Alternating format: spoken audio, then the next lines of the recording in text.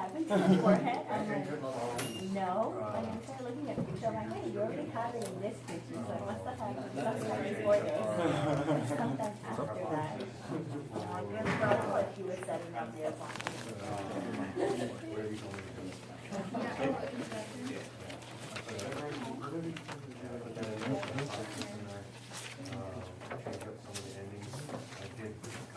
Oh, no, I need to do my homework.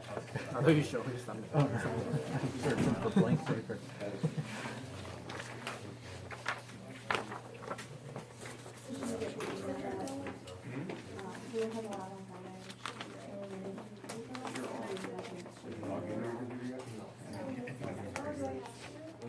Oh, we gotta see this?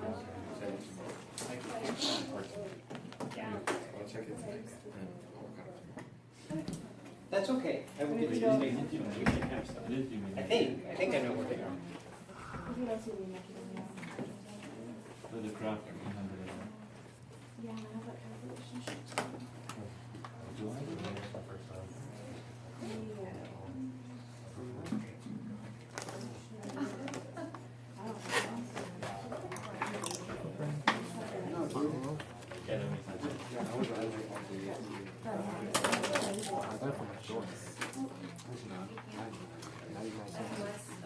They're good.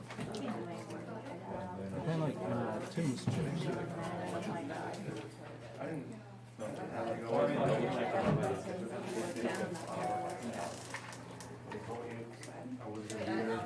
think I will.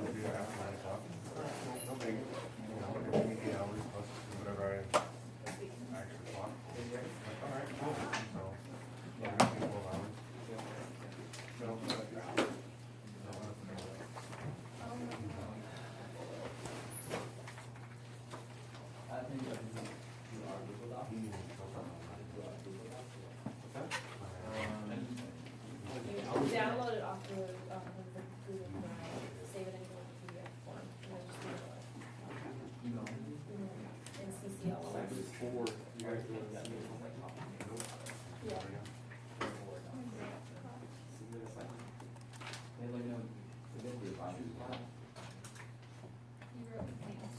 You say two?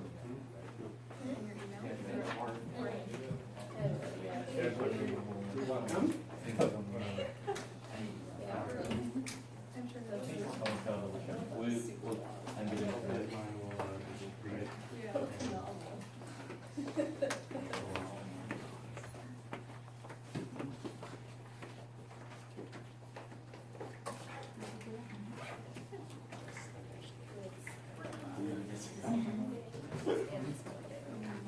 Oh, my dad.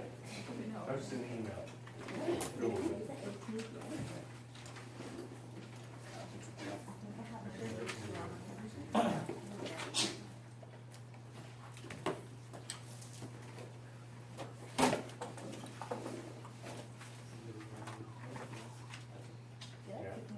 I like that little laughing. All right, there's homework due today, so you can hand it in, you can email it to me, people have started emailing things in. But anyway, be aware that that is going on.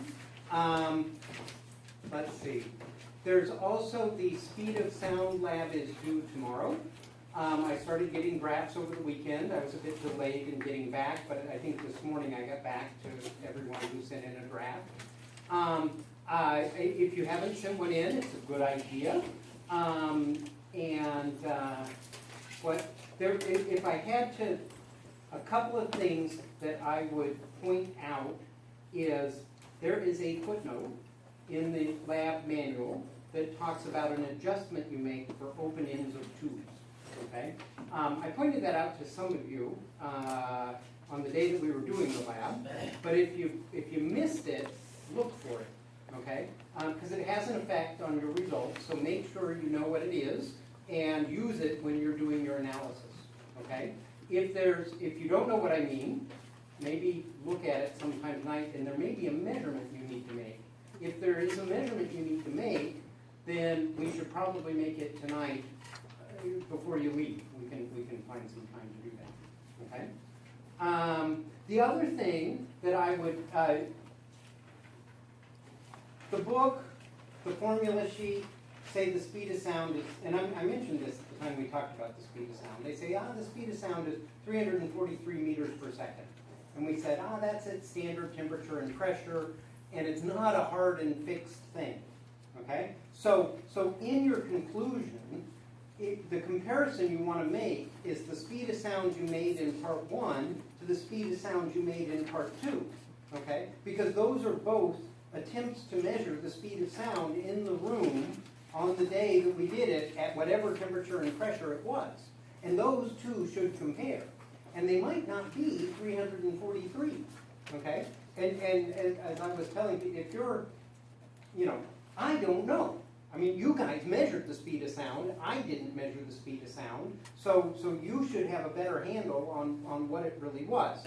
I would not be surprised if it was somewhere between, like 330 to like 355 or maybe even 360, okay?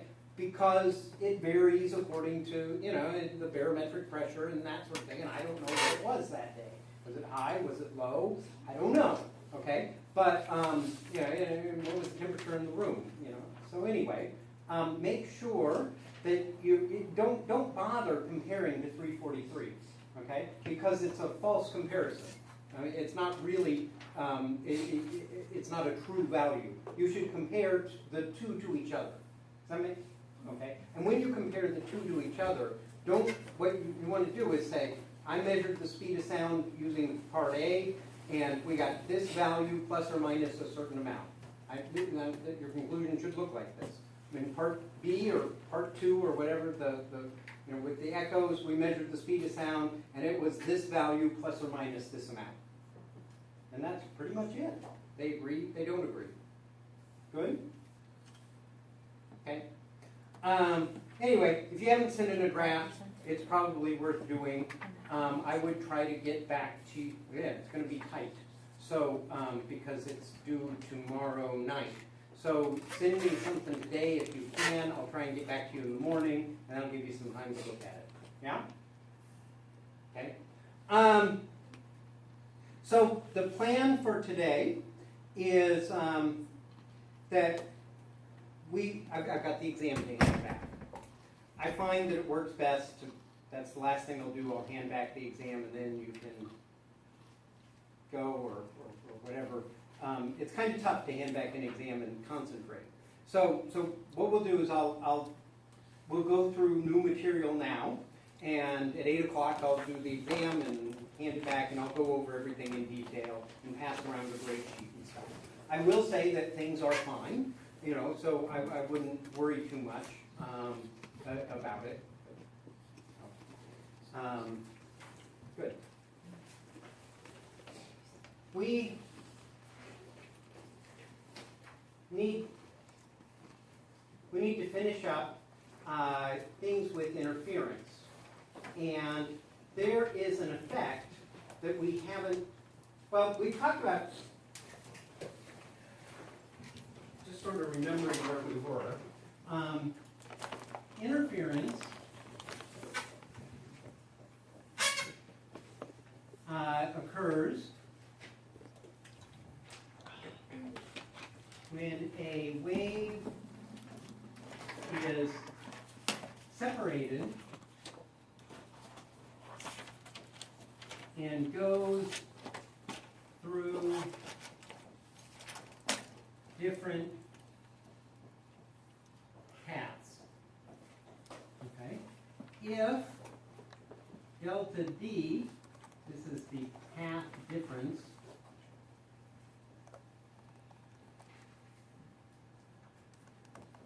is an integer number of wavelengths,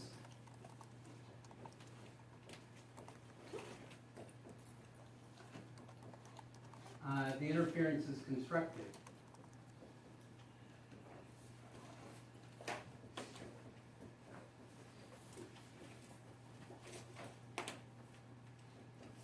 If delta D is an integer and 1/2 a wavelength,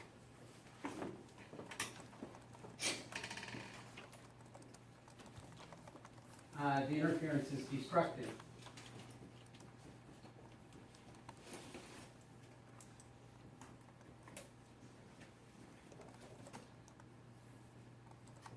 Okay, and so we talked about two slits, okay, and the being off at a different angle, and the light or the sound traveling a different distance. We talked about interference where we had two loudspeakers that were a different distance away, and if there was an integer number of wavelengths, we got constructive interference. If there was an integer and a half, we got destructive interference.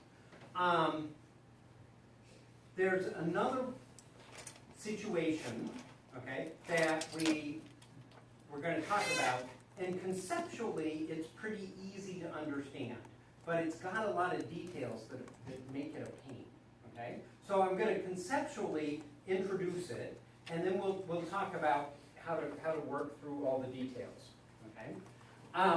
The idea is that sometimes what you have is a light beam that comes in and it hits some thin thing, okay? So, and we'll call this thin film. That's what everybody else calls it. Thin film interference. Okay, and so the idea is that the light comes in, okay, and it hits some surface. So I'm going to imagine this is like a soap bubble. Okay. And so it hits the front edge of the soap bubble. And when it hits that, some of the light reflects, okay, off the soap bubble, but soap is clear, so some of the light goes through, right? So you got a little bit of reflected, a little bit of transmitted light, okay? So I might do this. We'll say it splits and something comes off this way, okay? And another part of the light goes this way and gets transmitted, bounces off, and comes back like that, okay? So originally, this black arrow we're thinking about is a beam of light, okay? This beam of light strikes this, and it splits into two parts, okay? This is sort of like the beam of light coming and hitting the double slits, and some goes through one slit and some goes through the other slit. So it splits into two parts, okay? Only this is just because of the surface being partially reflective and partially transmitted. Transmitted? Okay. So anyway, this red beam comes back, the blue beam goes through the film and comes back, and so they've traveled a different distance, okay? And if that delta D, okay, the difference in path length, okay, is equal to a wavelength, then you get positive or constructive interference. If it's an integer plus a half, you get destructive interference. What's that going to look like then? Okay. Well, you might think, either the soap bubble is just the right shape for interfering, and it's going to be a bright soap bubble, or it's not the right thickness and it's going to be a dim soap bubble. But really, the way soap bubbles work is they're fluid, and they sort of, as they're floating through the air, or they're, sitting, between wires or whatever it is that's got the soap film on it, its thickness is changing because the fluid is sort of moving around inside the bubble. Okay, so if that's happening, then certain wavelengths are getting constructively interfered, and certain wavelengths are getting destructively interfered. Okay, and the ones that you see constructively interfere, you see those as bright, and the ones that are getting destructively interfered, you see as dim. And since wavelength corresponds to color, what you see is sort of a rainbow of colors in the soap bubble. Okay, and when you think about it, when you look at soap bubbles, that's there, right? You see that rainbow of colors, okay, in the soap bubble itself. This happens in a number of other places. A common one is oil spilled on top of water. Okay? When oil spills on top of water, you see this sort of rainbowy type of color. Okay? And what's going on is that you have your puddle of water down here. Okay? You have your oil, which floats on top of water. Okay? And it's really thin. Okay? It's thousandths of an inch thin. Okay? But wavelengths of light are really small. Okay? So going back and forth across thousandths of an inch can be a few wavelengths of light. Okay? And so you end up seeing these different colors. Same thing with the soap bubble. The soap bubble is thousandths of an inch thin, or tenths of millimeters, or maybe even less. But wavelengths of light are really small, so you can see that sort of interference.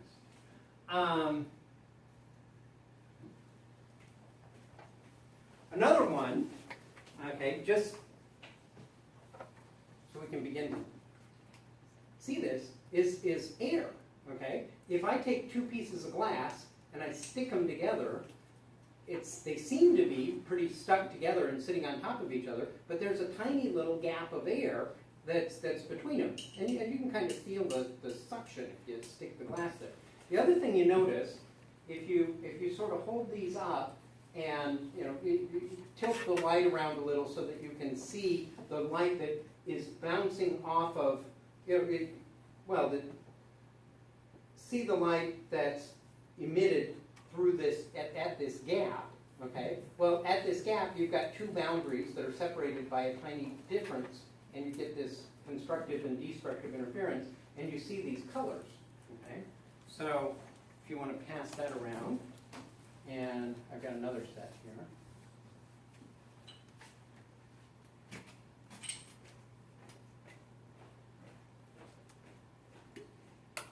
You want to just pass those around like that. And that's not special glass. That's just regular glass. If you want to go to Home Depot and look at their glass window panes and stick them together, you'll see the same thing. Okay?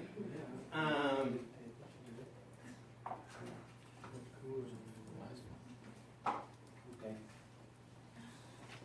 Here are special fancy ones that are made by lab companies. Okay? And if you want to go, special fancy ones made by lab companies work too. Okay, so look at those.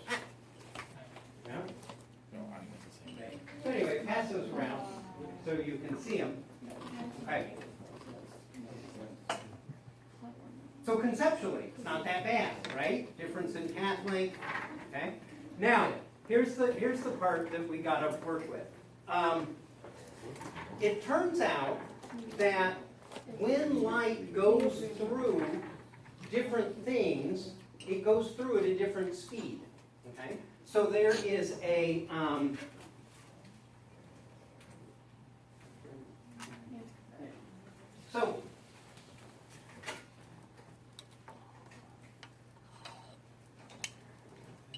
in a vacuum,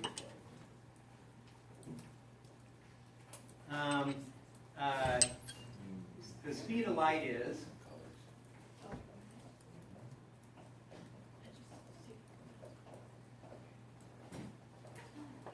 c, which equals 3 × 10⁸ meters per second. Okay? All right. All right. So that's the speed of light, like in space. Okay, and it's actually the speed of light in air is pretty close to that. Okay, but when you get a material like a glass, okay, or water or oil, then it changes the speed of light as the light is going through it. You can kind of think of it as the light is being absorbed by and re-emitted by the atoms as it's going through it. And it can't go as fast. So speed of light is slower in other materials.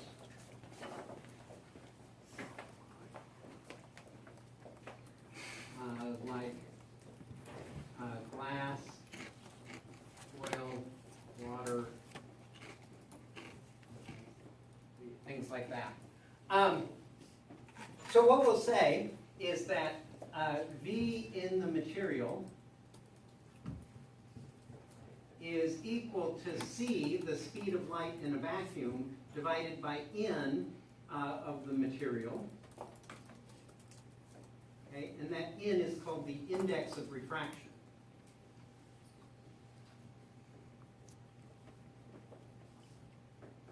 Okay. Okay. So different materials have different index of refraction. These numbers are larger than 1. Your book has a table of some index of refractions. Just a minute.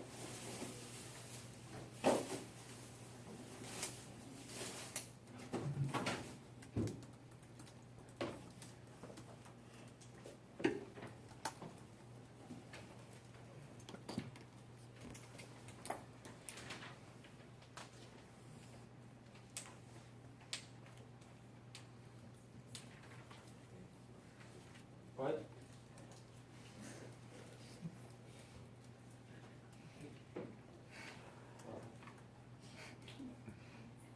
Okay, so on page 538, okay, there's a table of indices of refraction. For water, it's 1.33. For glass, it's 1.5. Okay, so diamond is 2.42. So different materials slow down the speed of light more or less than others. Okay, it says air is 1.0003. It's a little bit less than a vacuum, but it's not much. Okay, so okay. So there you go. Well, why does that matter? Okay, for the constructive or destructive interference, we need to know if there's been if the change, if the path difference has caused a change in the if the waves, if the crests and the troughs are lined up with each other or not. Okay, so what we said is that delta D, the path difference, is an integer number of wavelengths. Okay, but if the light travels slower, okay, during this, then its wavelength changes. Okay, and so we can't say it's still going to be the same wavelength this whole time. The wavelength is actually, because it slows down, the wavelength is shorter, okay, when it's inside the soap bubble, and then it gets bigger again once it leaves the soap bubble. Okay, so this path length is affected, okay, by the fact that the distance isn't really affected, but the how many wavelengths how many cycles you've gone through by going through that distance has changed. Okay, so that's one of the concerns that we need to have. There's also another concern. Okay, it turns out that when light, if you remember how when air reflected at the end of a tube, it either inverted or it didn't invert depending upon whether the end was open or closed. Okay? It turns out that light does the same type of thing. Depending on whether it's going into an index of refraction that's higher or lower, it'll either invert or not. Okay?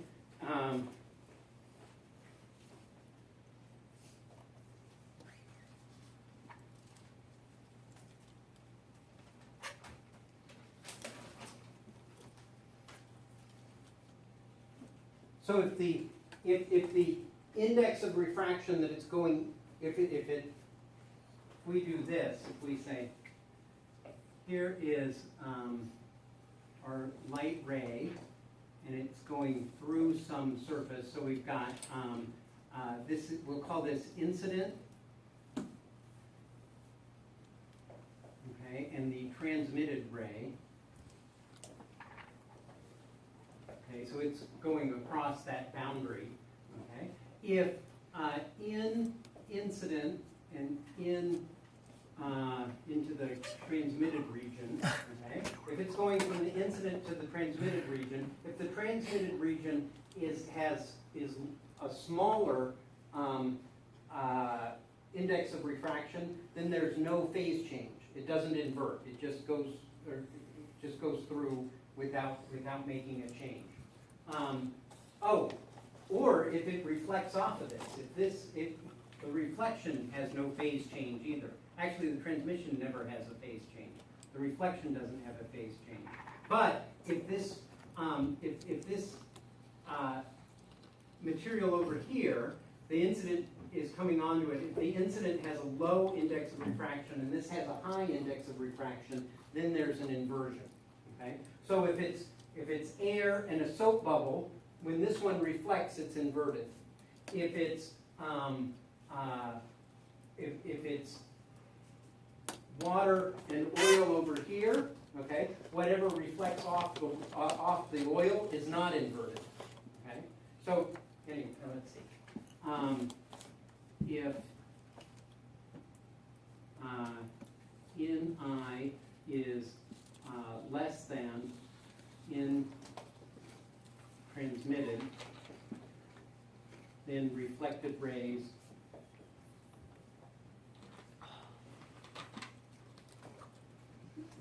is inverted.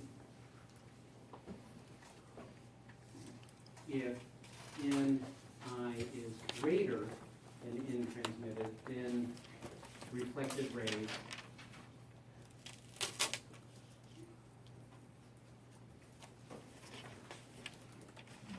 are not inverted.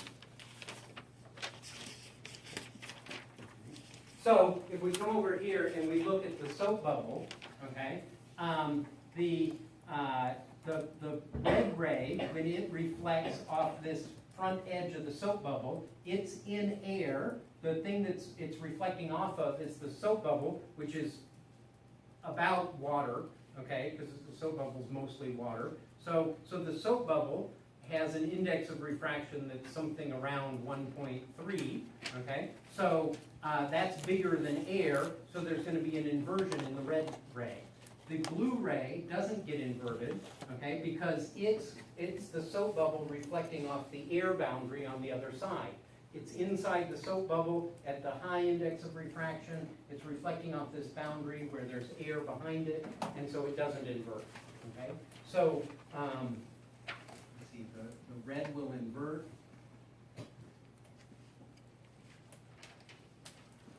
And the blue does not.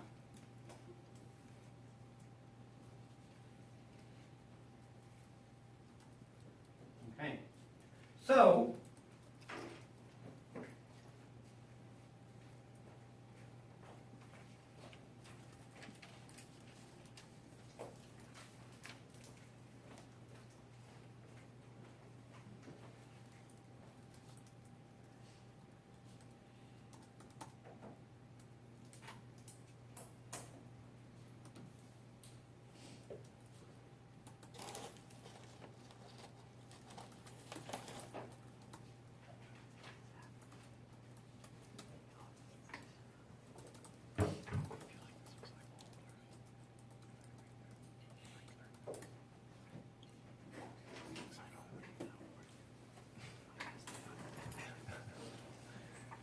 well,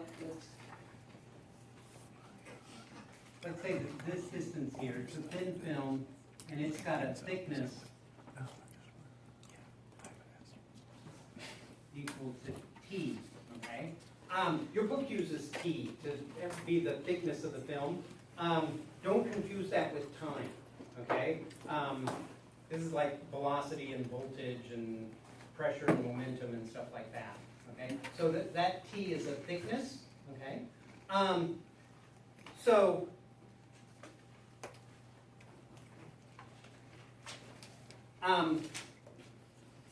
Well,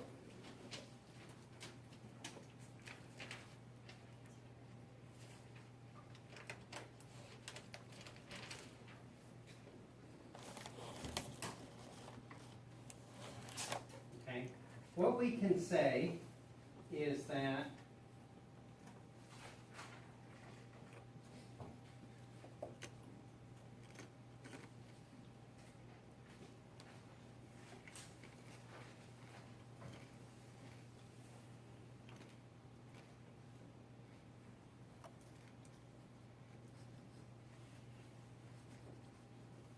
we have constructive interference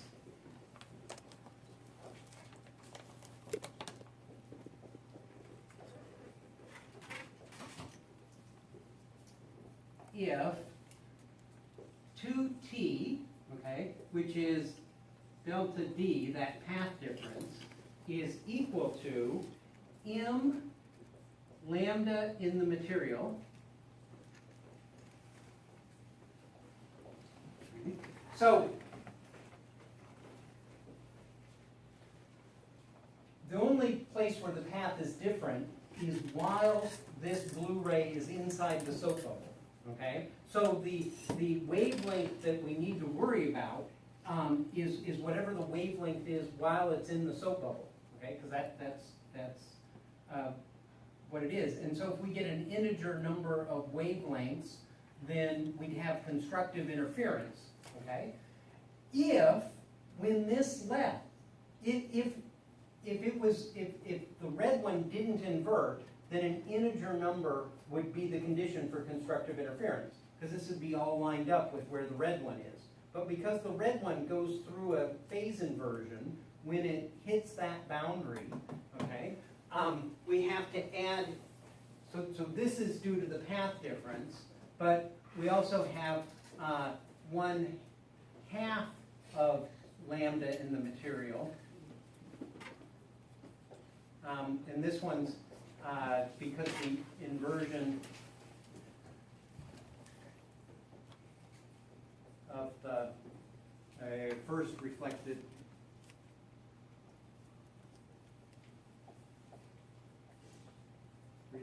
ray.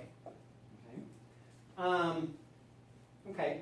So there are some things we can do to sort of fix this up. Okay. First of all, we got lambda material in both of those places, so we can say this is 2t is equal to m plus 1/2 times lambda in the material. Okay. And then it turns out that we can relate that lambda in the material to the lambda outside of the material, okay, using the index of refraction. Okay. So what we can do is say that, well, this, we can say that lambda in the material times the frequency in the material equals the velocity, v in the material. Okay? And so lambda in the material is this thing that we have over here. The frequency actually doesn't change. Okay? So if you think about, you know, this is oscillating so many times a second, and then it goes into the soap bubble. Okay? If you think about, the edge of this is driving the wave at this surface, it's still cycling so many times per second, okay? And that doesn't change. What happens is the speed at which the wave travels slows down, so the wavelength gets smaller, but the cycles doesn't change, okay? So we can say F in the material is equal to F in the vacuum.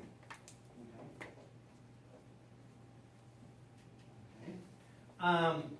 And we've already talked about the velocity in the material. We can say that that's equal to the speed of light in the vacuum divided by the index of refraction of the material. So we can say lambda in the material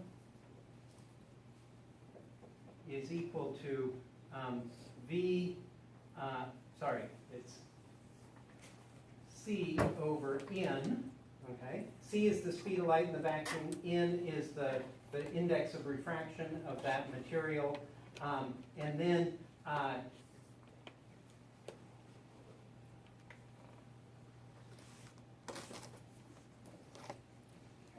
so if I have, this is lambda the material, I can put F of the material down here, but since F of the material is F of the vacuum, it's just the frequency, okay? Then, I can say the speed of light over the frequency, well, speed of light is equal to lambda in the vacuum, speed of light in the vacuum, frequency in the vacuum. So C over F is equal to lambda in the vacuum. Okay, so I can say the lambda in the material is equal to lambda in the vacuum, okay, over N. Okay, so I can replace that for lambda in the material here, and then I can say, well, 2t is equal to m plus 1/2, okay? Lambda in the, lambda in the vacuum over n, okay? So, if I were to say, all right, there's some yellow light, it's coming in, it's got a wavelength of maybe 530 nanometers, okay? So we say, all right, it's 530 nanometers is its wavelength, okay, when it was coming in the vacuum or when it was coming in air. I divide that by the index of refraction of the soap bubble, and then I could get that result. And then if the thickness is equal to an integer plus 1/2, okay, then we could say, it's constructively interfering. Or we could figure out, well, what thickness does the soap bubble need to be in order to constructively interfere with this yellow light, okay? And so we could say, we know what its wavelength is, we know the index of refraction of the soap. Maybe we take this to be 0, 1, 2, and 3, and then we could figure out what thicknesses those would correspond to that. Okay. Make some sense? Okay. It's a lot of details to think about. I realize that it's a lot of details to think about. You would want to unwind it piece by piece. Okay. Other things. It turns out that once you've done this analysis and feel pretty good about it, okay, you can say, all right, well, as long as I've got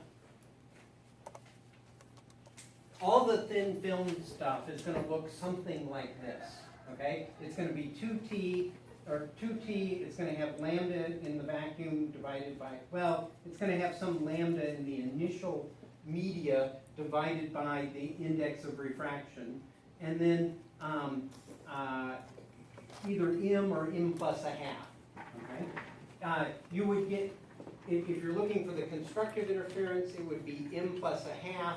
If you've got a situation where there's air, something else, and then air behind it again. Okay, like a soap bubble or something. For this oil, if you've got a thin film of oil sitting on the top, then you get an inversion here, okay, because the air has an index of refraction that's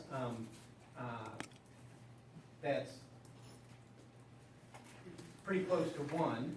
Oil is usually less than water, okay? So the oil might have an index of refraction, it depends. Actually, some oils have more, some oils have less. Okay? But if you had an oil that had an index of refraction that was less than water, you could get an inversion at this bottom boundary too. Okay? So this one inverts, that one inverts. You could say, well, I'm going to add 1/2 plus 1/2, but 1/2 plus 1/2 is just 1, which is another integer. So you could just say, forget about the halves. Or you could say, well, there's going to be an inversion here and an inversion here, and they'll just sort of undo their effects, okay? So if they both invert, or none of them invert, okay, then you can just say this is gonna be M. If one of the boundaries inverts and the other one doesn't, then you've got the M plus a half. Yeah? Yes, but,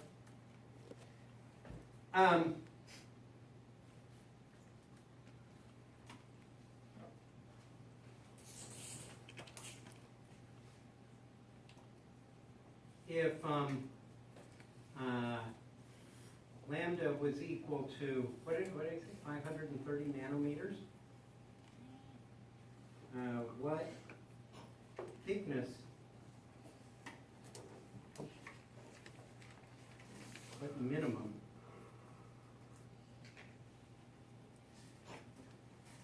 of soap would constructively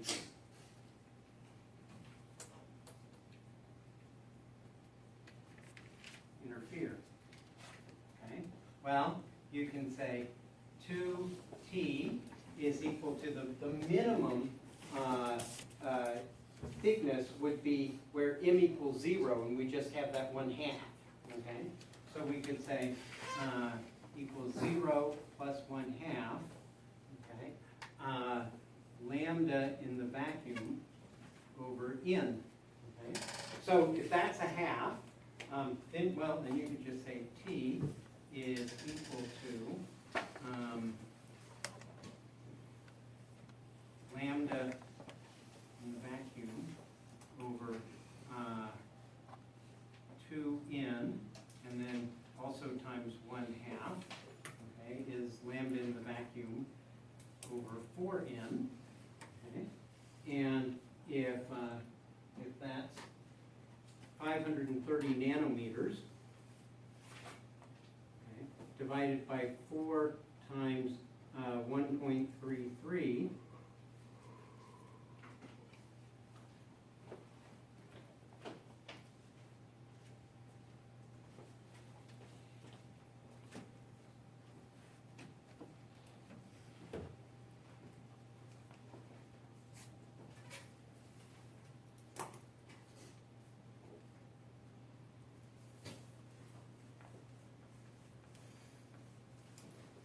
okay, that's about 100 nanometers. Okay.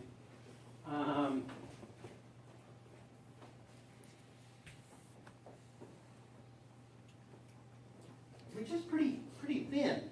Okay. Well, 100 nanometers would do it. Okay. But so would M.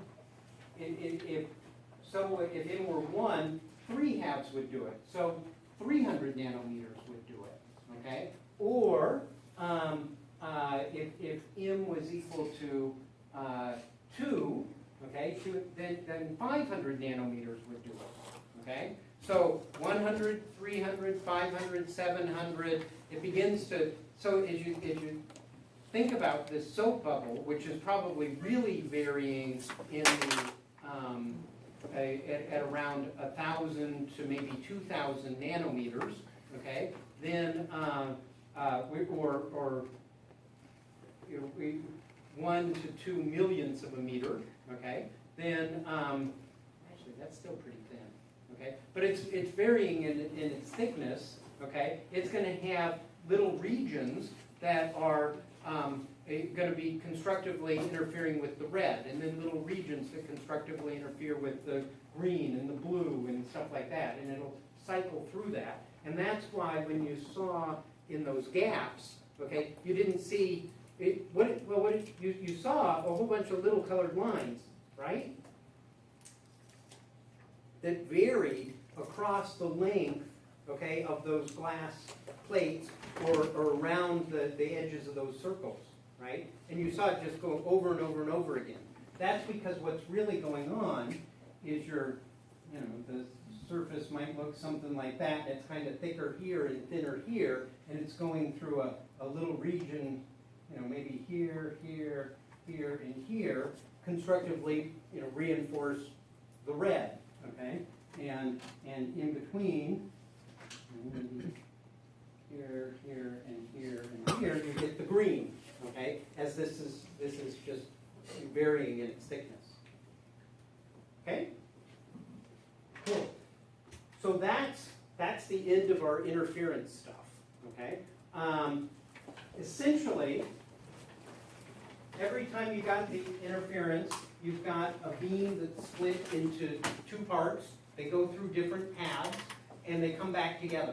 If they come back together so that the peaks are on top of the peaks and the valleys are on top of the valleys, it's constructive interference. So if the path difference, or the effective path difference, we would sometimes call this the effective path difference, is an integer number of wavelengths, you get the constructive interference. Okay? If it's an integer plus a half, you get destructive. Good? Let me collect the things I passed around. Where'd the others end up? Oh, can I see that? On your desk. On my desk! Wow! Oh, thanks. Okay. What am I looking at? I'm looking for like waves. I'm missing one set of the glass plates. Over here. It's over looking there? at it, yeah. Okay. Thank you. All right, I just want to get them back before I forget. I saw them for like a second. Cool.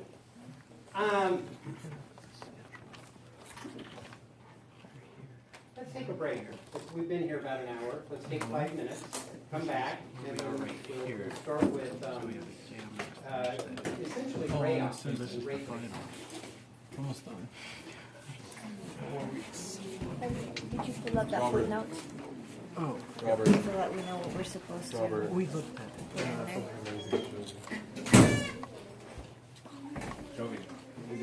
there? Footnote for footnote, sound reflection, and open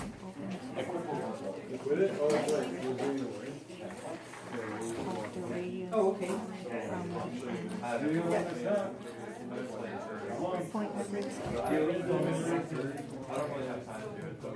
end. I don't understand that. What radius? Was this, were you the ones I said, how do you know which one you got? Okay. He means 0.6 Yeah. So, out of the. so if you only got one, You so can sometimes use we calculations say of this the is, speed of sound with this information if you like. Does the open appear with open close results? sometimes you told me we got this. Ask her one more time. Like that, okay? And you say, this is, So what does that mean? for, There's about 0.6 after okay? this. And then you said, we did another one and we measured it, and I got something else. Maybe this one? I think he just means that it occurs like 0.6 out of where the 2 is, right? Like if this was a tube and it's open, the reflection doesn't occur at the end Is equal of to the tube, but it occurs like 0.6 4/3 L? something out here. Is that right? I just don't know if it's 0.6 of a Something like meter, that. 0.6 of a centimeter. And so, how, first of all, you got, I don't know where this was, let's say it's, let's say it's 60 centimeters. Well, then right up there should be another one, right? If that's 60, that should be Right here. Mhm. So, and if this was the only one you heard, then that seems to me it should be this, not this, right?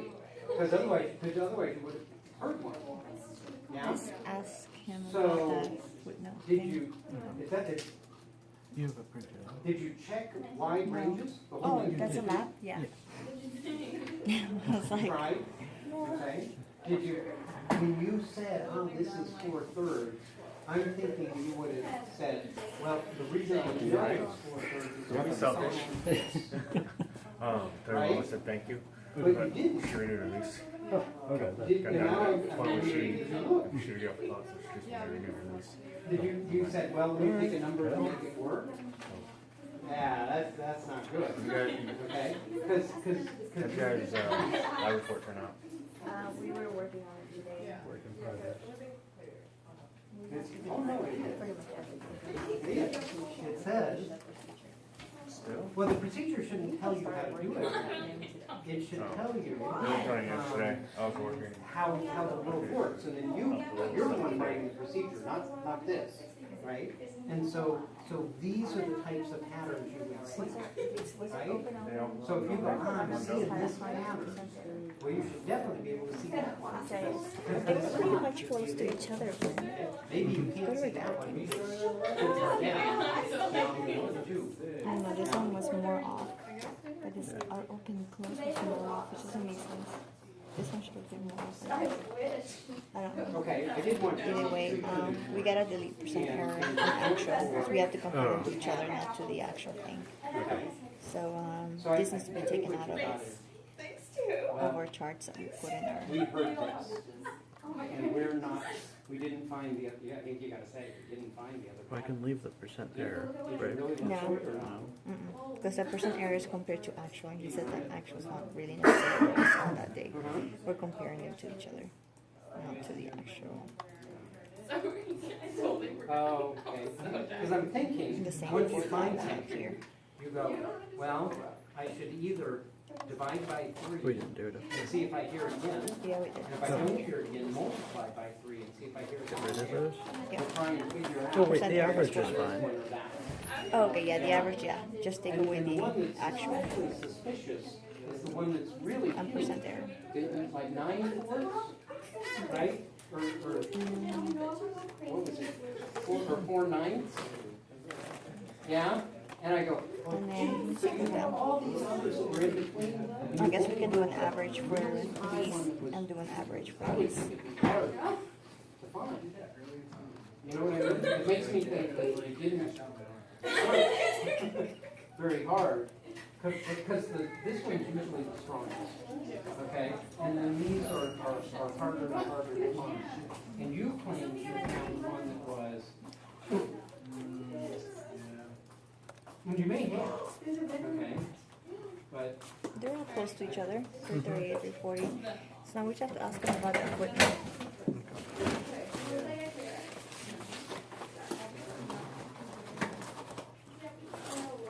Tired to think about all this.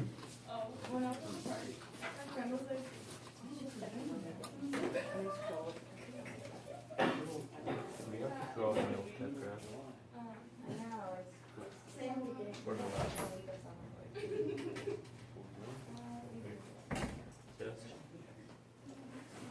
you found this one, but you didn't find any of the others, right? Because that should have been one you could have found, that, and that.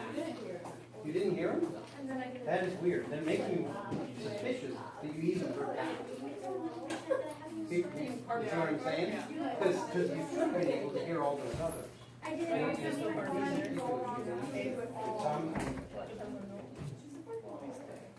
Yeah?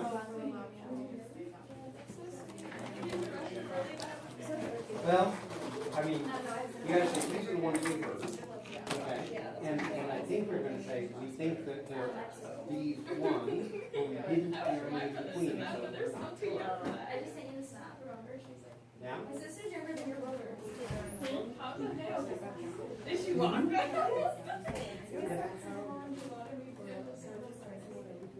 This footnote? My friend's Okay. sister used to love this, but I love how Okay, so it says that. Wow, that's Reflections, careful analysis of sound reflections within an open tube. Do you know what an open tube is? Okay.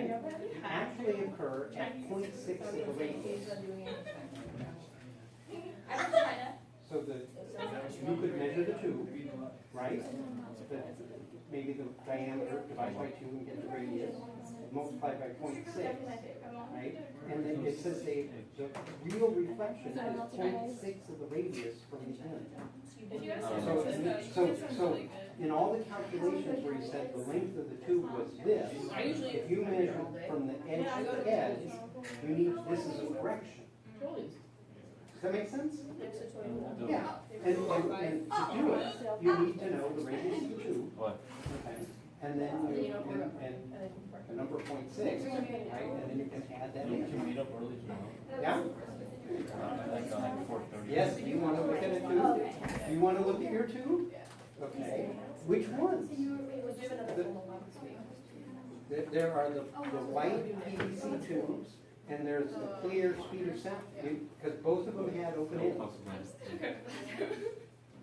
And the white one. Right, because you put your microphone, it's open end, it has to. Yeah, and maybe the other end was open too, We or just the not. one that had a conversation, Okay. so we could ask them. What is the color of your tube?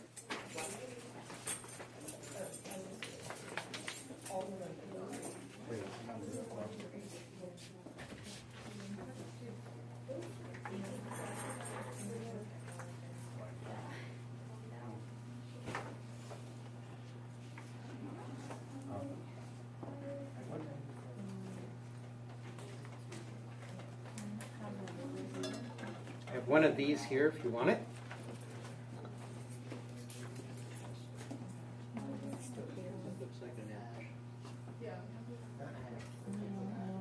You're measuring the diameter of the tube.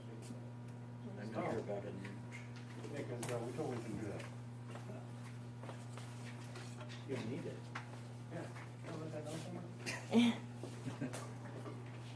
We greatly appreciate it.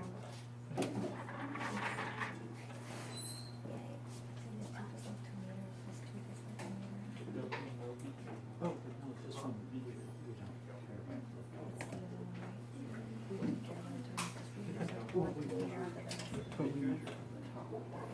So we don't care about Wait, no, this is for part B. No, this is for No, this is part A. Yeah. This is the one that we have with the water? Yeah. Oh, okay, okay. Open tube?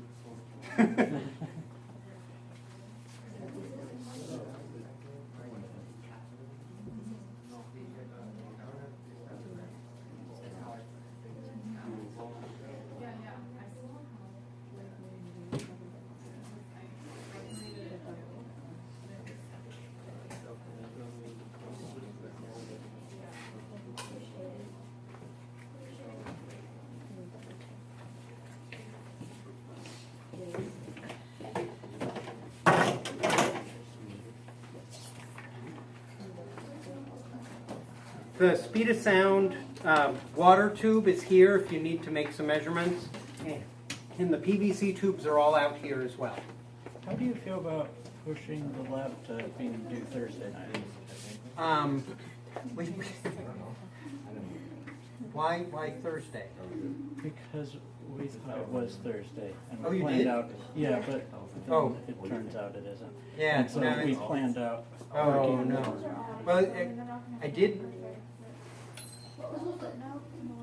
we got the other lab that we're still working on finishing, and That one's due Monday. that one's due Monday. Yeah. Yeah, and I don't want to sort of crowd them up too much. Can you finish them up? We can try. Okay. Okay.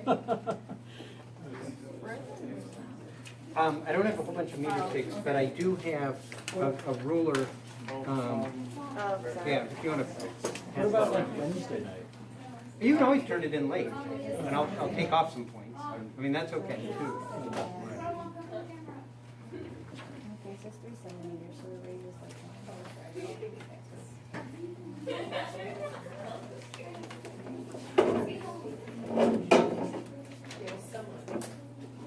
I have a couple of other measurements. You need them? Charts.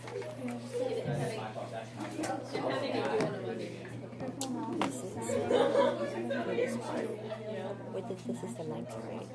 And to get this, we did the length divided by, parts, so the length of the tube didn't matter for this one, you're right. Okay, good. Right, because we're dividing by how many parts it is. Although the 0.6 will still come into play for these. It's, Because because the 0.6 says it's only for the open end tube, but it's only for part 2. Oh, okay. Yeah. Because this is a closed end tube technically, because it has the bottom. So, I wonder how much it What, yeah.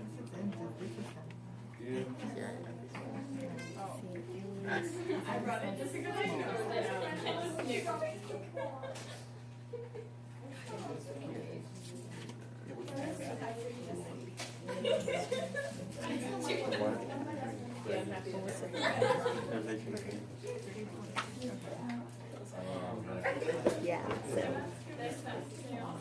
Yeah, I don't know, my dad made it. Like,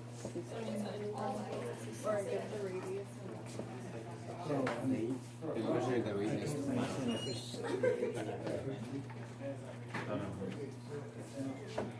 This one. Down and back. wait, you use 2 meters? We're good? No, down and back.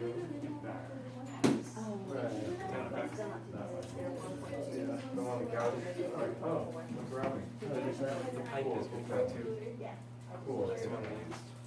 I think the whole major You're right, just there and back. Actually, just do a lap. Like, I didn't know the first time. First time doing a lap. Okay. That's for the open opens. Let me check this one.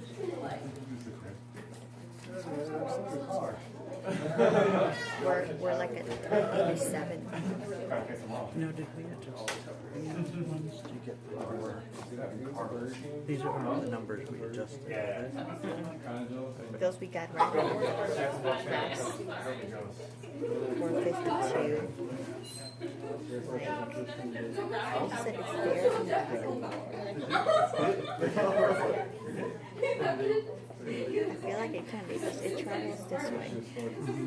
And that's when the microphone gets it.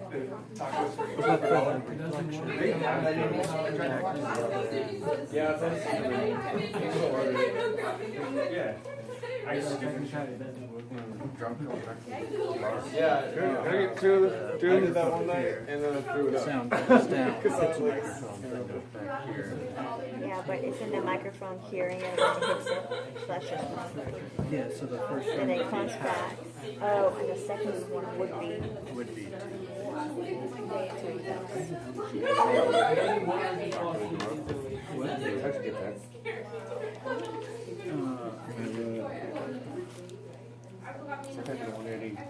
Oh, because, Sorry. I get 59. This answer times 180 divided by 5. oh, because it's radians.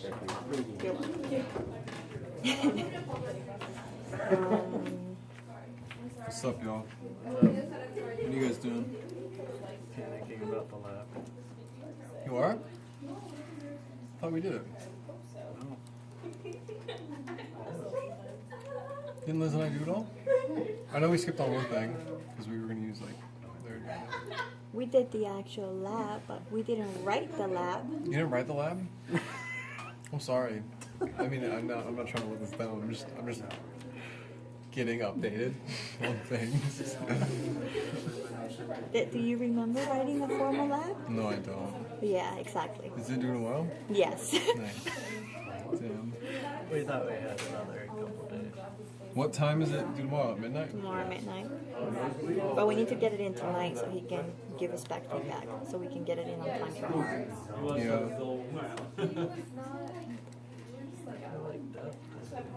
Why? Who doesn't?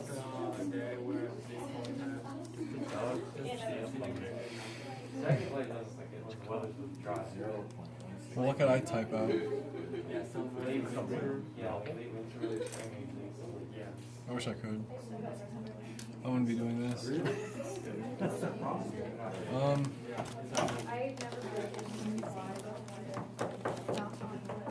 Well, I feel like I have a small child.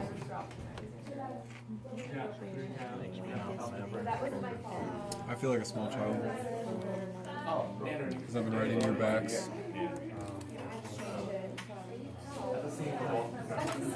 Huh? That's smart. That's smart. Is there a copy of the lab on Canvas? Yeah. Oh, the actual like, lab book lab? Yeah, it's on the our site. Okay. And then It's the first one. You have- Speed of sound. data regarding. Cool. All right, I can email you what we have. the remaining stuff that we have to do between now and the next exam fall under the terms of geometric optics, okay? And what we're gonna be studying is how light creates images and creates a lot of the effects that we see, shadows and that sort of thing. And we'll be talking about light and using a ray model, okay, which we'll develop tonight, okay? And then we'll use that ray model to explain just basically how we see, okay? And then also how light interacts with other things. And those other things are just stuff in the room, okay? And then more complicated things like mirrors, lenses, curved mirrors, that sort of thing. So we'll talk about more interesting optical effects, okay? Just so you know, well, there's a ton of stuff we can really do in labs. We can get out lenses, we can get out curved mirrors, we can get out lasers, we can get out all kinds of stuff. Everything that we talk about, we can actually really see and experience. We have two chapters. One of them is basic geometric optics, okay, and the other is more advanced, complicated optical devices like telescopes, microscopes, corrective lenses, that sort of thing, okay? We're starting Tuesday, we'll do a lab every day until the next exam because we got lots of stuff that we can do. And we'll even do stuff now that's going to feel kind of like lab because it's going to be a lot of demos and that sort of thing.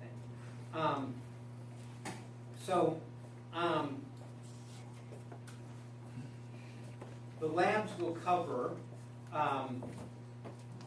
mirrors, curved mirrors, lenses, that sort of thing. And they'll begin to lag behind the lecture. Okay, in other words, I'll start covering a lot more stuff tomorrow and on Thursday, and then the lab will end up following behind because there's so much that we can do. So just be aware of that, and that's how it goes. So far up until now, we've sort of been able to hit the lecture and the lab right at the same time. Okay. Unfortunately, after this next exam, and in fact, we're not going to be able to get to everything that polarization is another effect that we can do labs with, but we'll do it after this last exam because, or do the lab because we won't have time to do enough labs. But after that, we run into quantum, atomic and nuclear physics, of which we don't have as many labs. Okay, so at that point, we're going to do a whole lot of labs for the next 2 weeks, and then just a few labs. All right, so we should talk about this ray model, okay, and how it works and how we're going to use it. So this was developed while people were unsure of what light was. People are still kind of unsure what light was, but when they were even more unsure, okay? But there were some properties that were pretty easy to demonstrate that you could then engineer around to build these optical devices, okay? And we can understand that model. So, the projector is, I don't want to.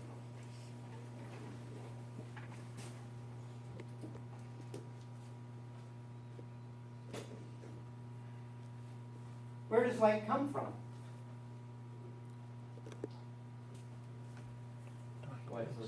Some sort of light source. Okay, it could be. I've got one right here.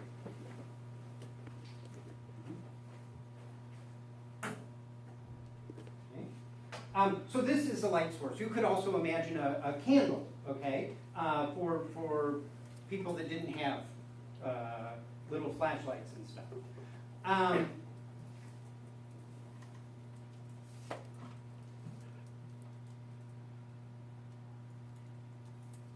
Where is the light coming from?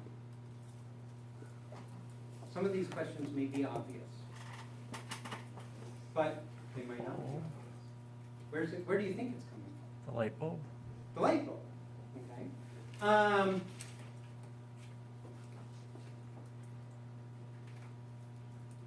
Over history, lots of people have thought, okay, that light comes from things like light bulbs, or comes from candles, or comes from the sun. Sometimes people have thought it comes from your, does anybody have a different thought? Some people think it comes from your eyes, right? Your eyes allow you to see, so your eyes are sending stuff out. How could we test? How could we tell if it's coming from your eyes or it's coming from the light bulb? Look in the mirror. And see, Look in the mirror see if you blind yourself. and blind yourself? Well, see if you blind yourself. The light's coming out of your you eyes. could look in the mirror and see. Okay, so you could look in the mirror. Okay, I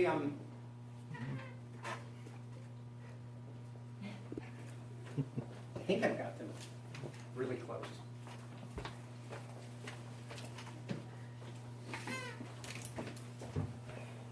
I don't think light comes from your eyes. I think Goes right into your eyes. It goes into. Yeah, it's having sex. Oh, in and out. No, just in. It's constantly going deeper. Deeper. You may not like that. It might hit your bladder. But From this end. I think It's pretty cool. We got a brand new stack of mirrors, but it hasn't been opened yet. Oh, you got greens.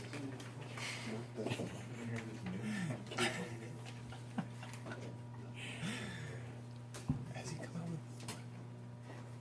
Has he come out with the? Fantastic. Don't do that right at the end. Let's just leave that on the fan. Maybe there and then maybe back. Yeah. And then we can send in if you can play with the test. Yeah. The 0.006. You were juggling, struggling. Barely need the points. Through what? But you can, if you can do it on the table. So I've got a mirror. You can look into it. Are you blinding yourself? No. No.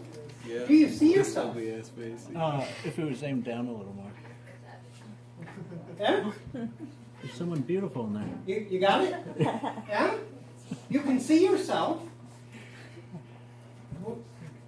Is it because... Yeah. All right. Well, okay. Is it because of light from that source? Or is it, or somewhere else? Or is it because of your eyes?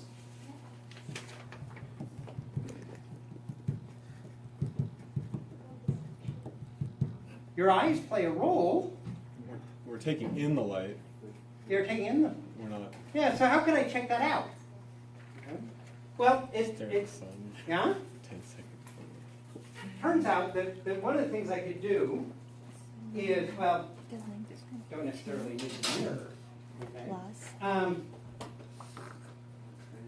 it was 1.5 was the radius, right? Divided by 100. if I turn this off, can you see it? Not like before, right? Okay. So this source I can turn on and off. Okay. And I can, well, can everybody see it now? Okay. Can everybody see it now? No. Yes? Can, are there some people who can't? 0.015 times 0.6. Okay. Yeah, you can end up blocking the light, right? So that you can't end up seeing it, okay? And I can block it so that some of you can see it and some of you can't, right? Depending on where I put my hand, Yep. okay? And I can put other series of things and if, well,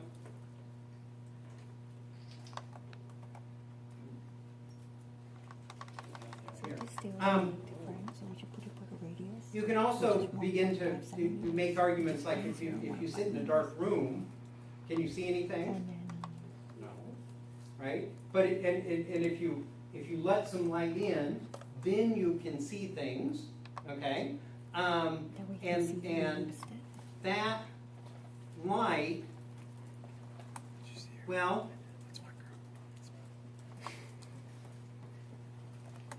that light, you could imagine, making a tube and blocking it off in certain places.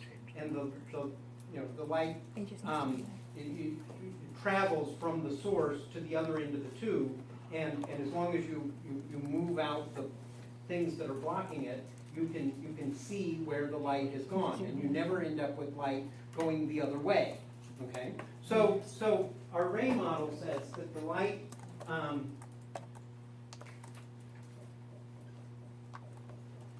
comes from a source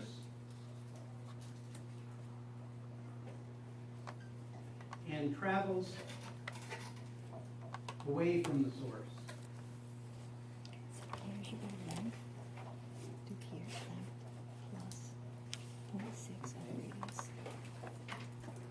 When it travels, 0.6 R.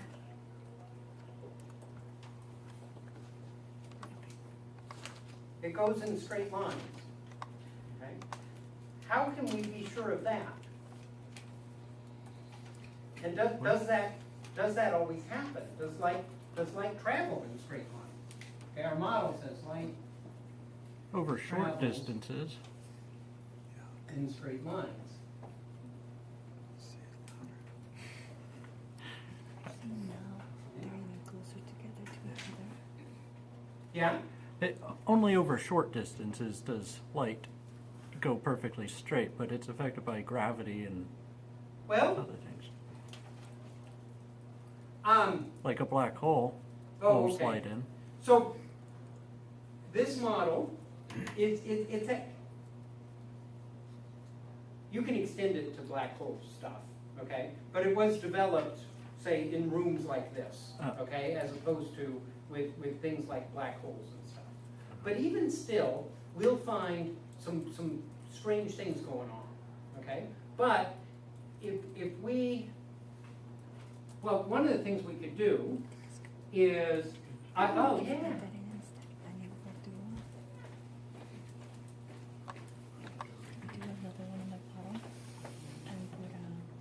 I can do this. This tube is straight, right? Yeah? So if I look down the tube, I can see you through the tube, right? Can't see me Okay. right now.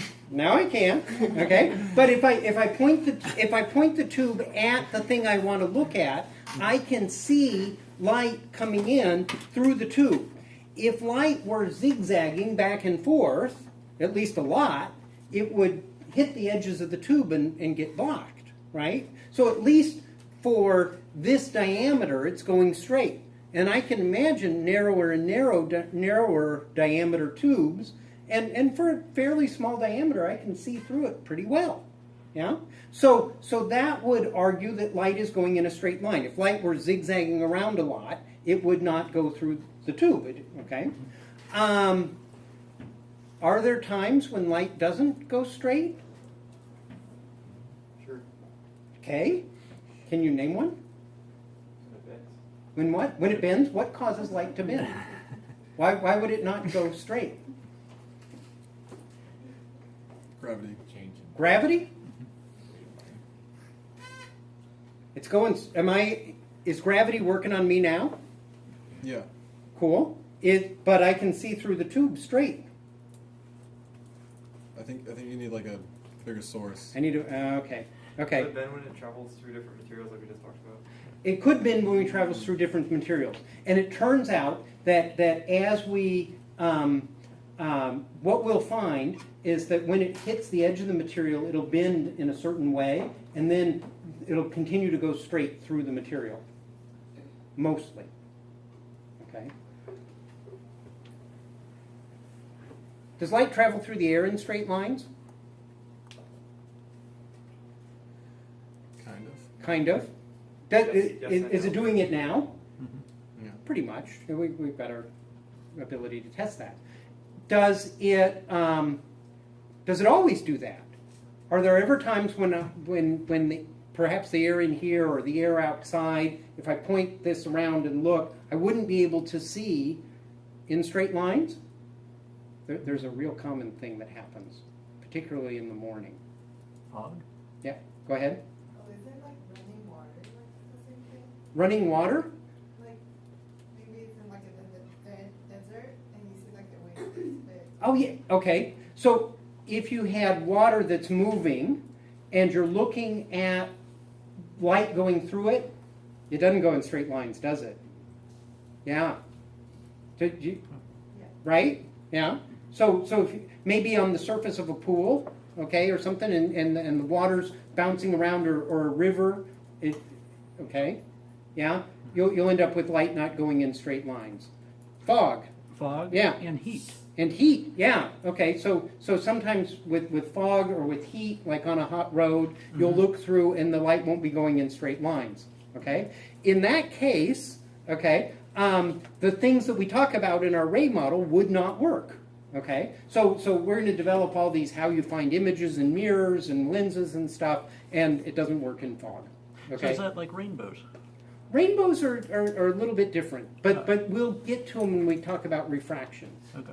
Okay, but rainbows do have this. The deal is the light from the rainbow Goes through the raindrop. really gets distorted during the raindrop, but afterwards it's all straight lines. Okay, so for the most part, we can say, the light is traveling in a straight line. Okay, and we understand that sometimes it might not, but in a lot of cases it does.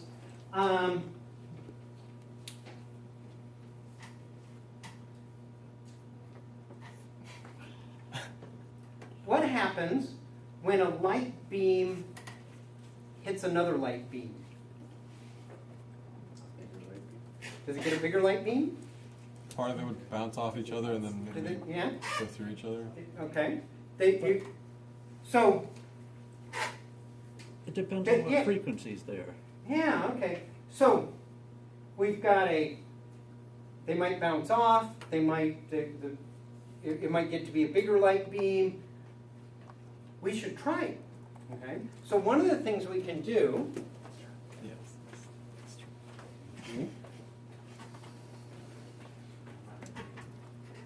I'll be back in just a second. What?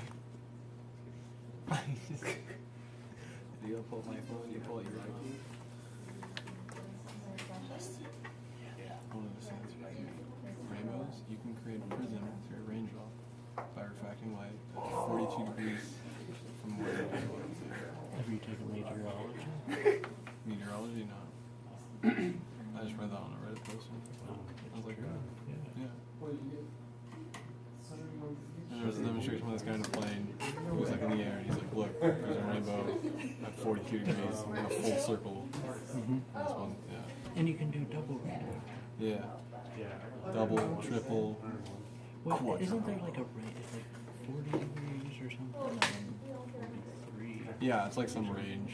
Yeah.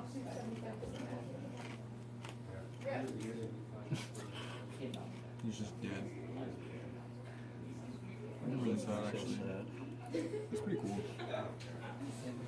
Seems pretty, like, honest, you know? I wish it was cooler. So that you couldn't tell. Are all those sticks the same size? Dude, yeah, I guess so. Bum, bum, ba-da-ba-doo. Okay. Action. Sorry, Keith. I'm sorry. Is there a light here in the front of the room? How do you know? Those are different lengths. You see it? I have an eye. So I'm not sure. What do you really see? Thank Do you. you see light just hovering here? Because it's also very recognized other. What's our Really? It's scattered, it's coming from all these other things. So why do you think there's light here in the room? Well, that's pretty good. Well, what are the light sources? I'm pointing at them. They're here, right? Okay. So the fluorescent light tubes are giving off light. Okay. And yeah, it is due to an excited gas and stuff like that. And it doesn't really matter too much, but it's giving off the light, and the light is going where? Everywhere. It does. The numbers do the same. Are there some spots of the room you can't see? I thought this was open close. Well, yeah, I can't see inside those drawers until I open them. And so, yeah, it is kind of going everywhere, right? So there's light that's maybe hitting this board and bouncing off and into your eyes or this wall. So there's light around in this room, and you know it because you can see these other things. And if light travels in straight lines, it went from here to your eyes, so there's light around in here. So what I'm going to do is I'm going to take a laser and shine some light right through the middle of the light you're seeing. And I'm going to shine it against that wall. What's it going to do? Hit what? Hit it. What's the it? Hit the wall. What about the light that's in the middle of the room? It's going to hit that too. We need to plug this in. Plug it in here.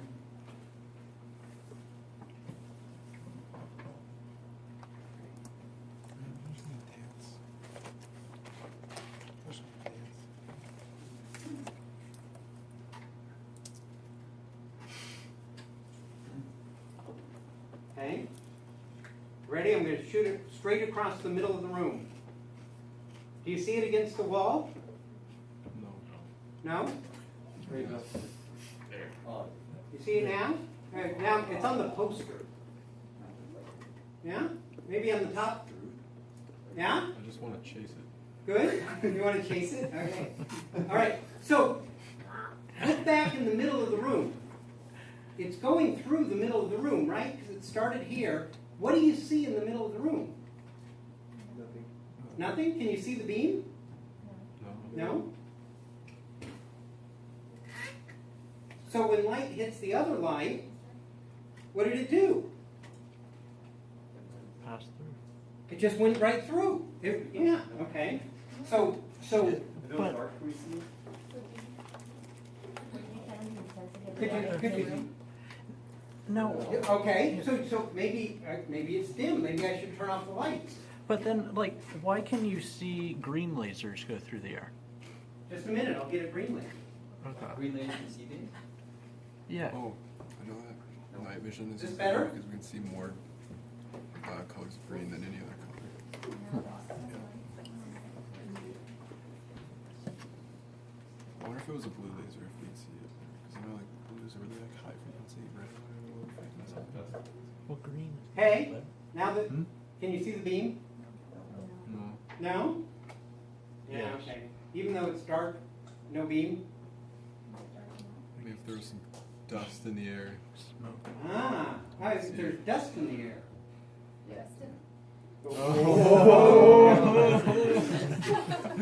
Get up there. Should we get some dust? Yeah, we should. Okay. We should. And then there was also a question about green and blue, right? Yes. Okay, let me get other colored lasers.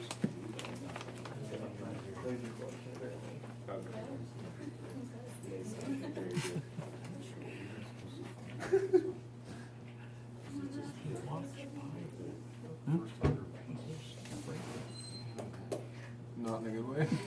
No. I know. The first time you got close to us ever on that one lap, you and I were both just like, whatever I can get.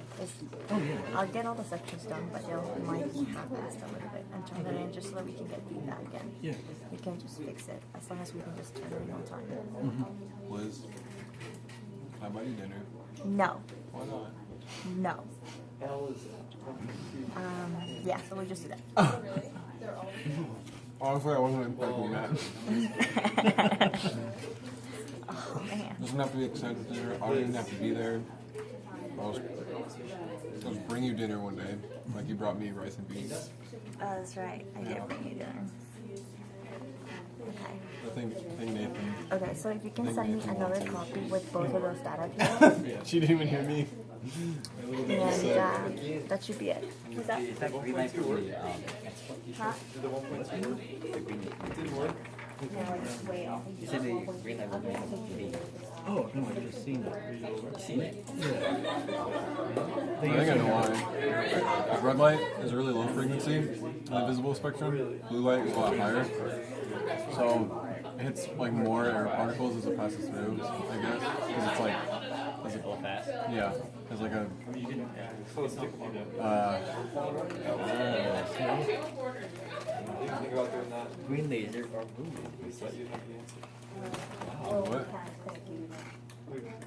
That's dope. Hey, So, we just be 20 but you can pierce, you can penetrate. You've seen the, where they can like. Oh, it's so strong. Yeah. No, dude, look up do-it-yourself laser. Like this guy Yeah. builds these lasers at his house. Just some kid. Dude, he makes like laser bazookas. Like, I'm not even kidding. Like he'll get Yeah, we're We'll gonna have get- to do that. a bunch of like LED lasers that he builds himself, not like brands that he just buys, and then he'll magnify them through just like a magnifying lens. And so like the laser will be like this thick, and he just All right, lights I shit. have two on fire. things. We're looking at. Like Okay, I have a green laser, and I also have, I went and stole the chalk rag, okay, from next door. Okay, the problem with whiteboards is they don't produce dust. Okay, so I'm going to set this here. And the first thing I'm going to do is before we put any dust in the air, I want to shine the green laser. Okay, and we'll do the same thing as before. The green laser. They have the purple one. Okay, I will shine it at that wall, okay, and we'll look at what's going on. Okay. All right, so can you see the green dot? Yes. Yeah? Okay. Can you, in between, can you see the light, the green light in the front of the room? Yeah. Yeah? I think. No. Now, On the door. can you, that green light is pretty bright, okay, but what I'm asking is, say, in this area here, okay, where the beam is going through, I realize that it's hitting this and sort of lighting up this whole area a little bit green, because the light hits this spot and sort of scatters around. But what I want to know is the green light as it's traveling over, and, well, we used to have light in here, okay? Once upon a time. Can you see it? So I'll do that again, okay? And in the middle, when the light's traveling, going to the other side, no, it's not there, okay? So, didn't matter if it was red or green. Does somebody want to shake that rag and put some dust in the air? Not really. Okay, because right now I got the red beam, okay, going across.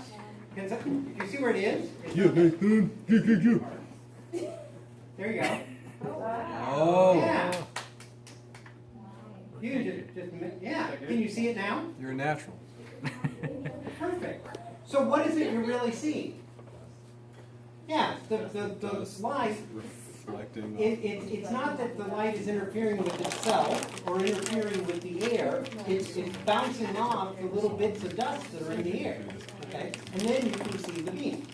Okay, and we can do that with red, and we can do it with green. If you pull out another one, I will Cool. just blow you. I wish I had right now. No one else will do it. Thank you.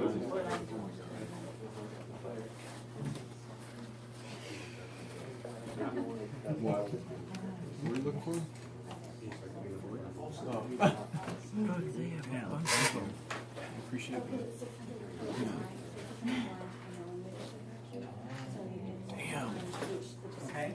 So this is kind of weird because it sort of Strap them onto shorts. disagrees All I with want what is we shorts just talked about, freaking right? laser. We said, oh, light doesn't Frickin' interfere, okay? But what we saw when we talked about light interfering, it was under the conditions that a single spot of light, okay, things that were very close, part of one beam, was somehow split in a very tiny way, in the order of a few wavelengths, either some slits that were not very far apart, or around a circular object that was not very big, or in a thin film that was a few wavelengths of light across, but not two separate beams coming from different sources when they go through each other, they just pass right on through. They don't have peaks and valleys that line up with each other because they're different wavelengths coming from different places. They're not organized. Yeah? Okay? All of the interference that we saw came from light that was much more organized, and the places that were causing the interference was tiny in scale. Okay? So when you just have beams around the room, okay, then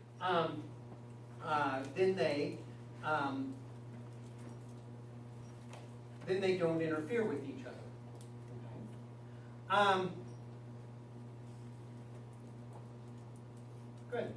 All right. So this gives us a start to thinking about light. Okay. Now, what can you see in the room?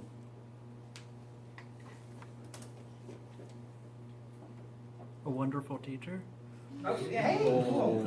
I wonder where that person is. You got a little brown on But you. You got a yeah, little brown on you when you look around, you see all kinds of stuff, right?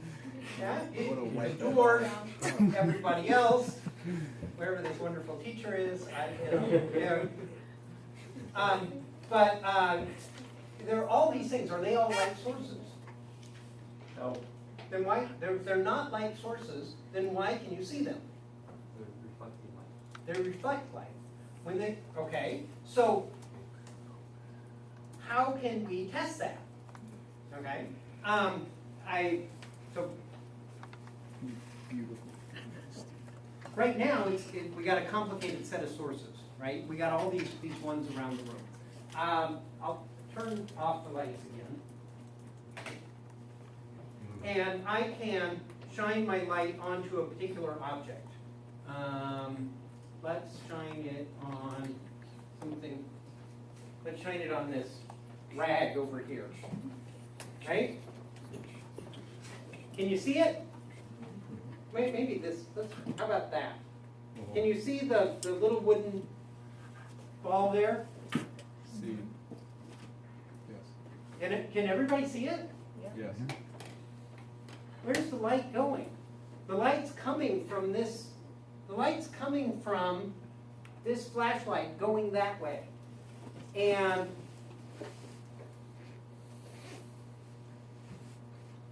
It's reflecting off of it's the thing? reflecting. Yeah. Robert, can you see it? You can see. Robert can see it over there.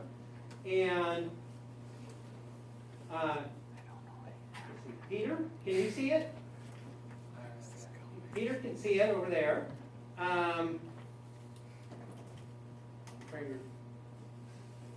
Brandon, can you see it? Yes. Brandon can see it.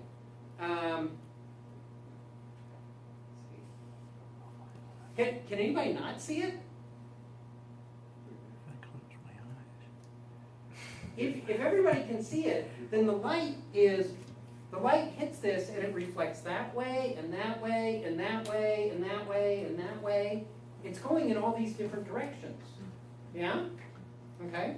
And if I shine at the spot at the ceiling, can you see that spot on the ceiling? Yeah? So and I can see the spot on the ceiling. So the light is hitting this and it's scattering. Okay? It's going in a lot of different directions. Okay? So if I shine a light on it on something, can everybody see it? I don't know what's in here. Oh, it won't let me. Just find scenario. Okay. So I'm shining a light on something in here. Can everybody see it? No. Can some people see it? Okay. Why can some people not see it? There's a door in the way. Yeah.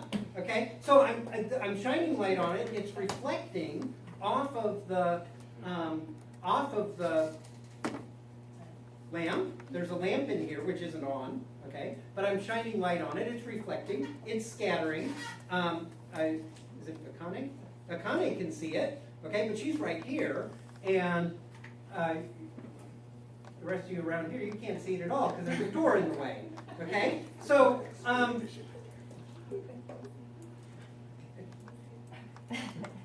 So just shining the light on it, you know, it doesn't really, it doesn't mean that everybody can see it. If something's blocking, then you can't see it.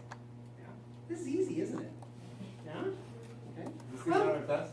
Yes, yes, okay? Because now what we're gonna do is go, okay, we wanna use these properties to try and understand what's going on. So, or predict what we might see. So, if I have a light source here, and it's giving off light in a lot of different directions, right? And I put something,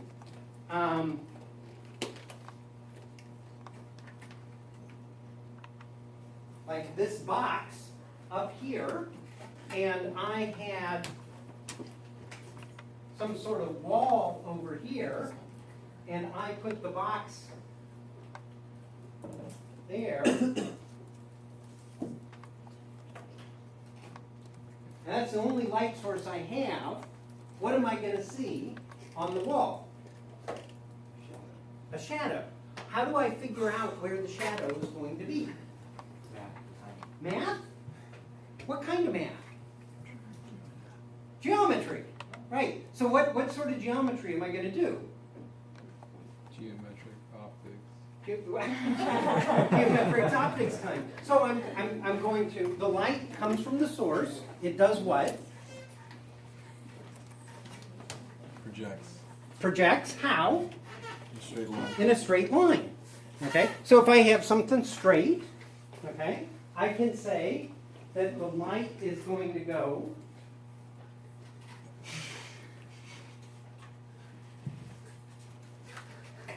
I can't draw straight lines freely.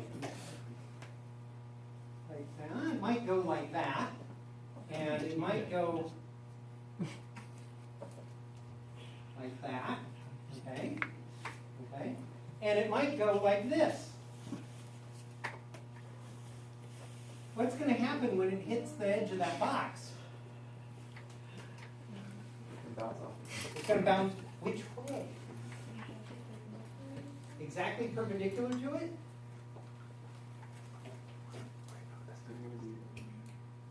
Like that? At the same angle that it hit the box at. At the same angle, like this? Okay. Any other? Is it going to go through the box? No. Maybe. Okay. It was a paper box. Yeah. It was it. How Okay. strong is the light? What kind of box might it go through? Glass. Okay. So if I had a glass box, I need to be more concerned about this.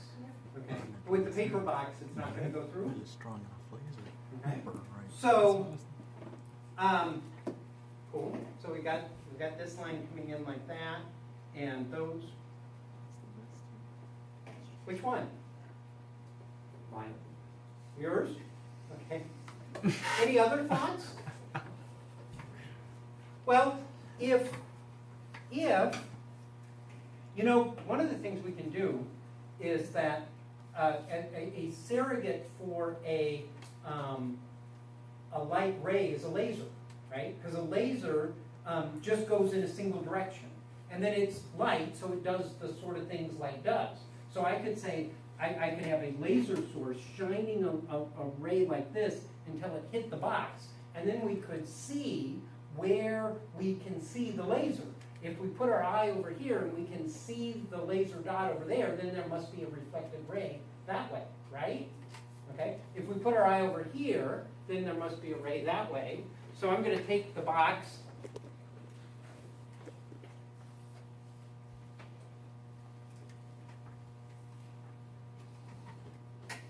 And I'm going to get a red laser that I don't have to plug into the wall.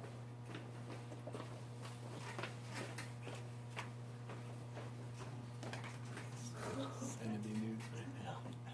I like calm.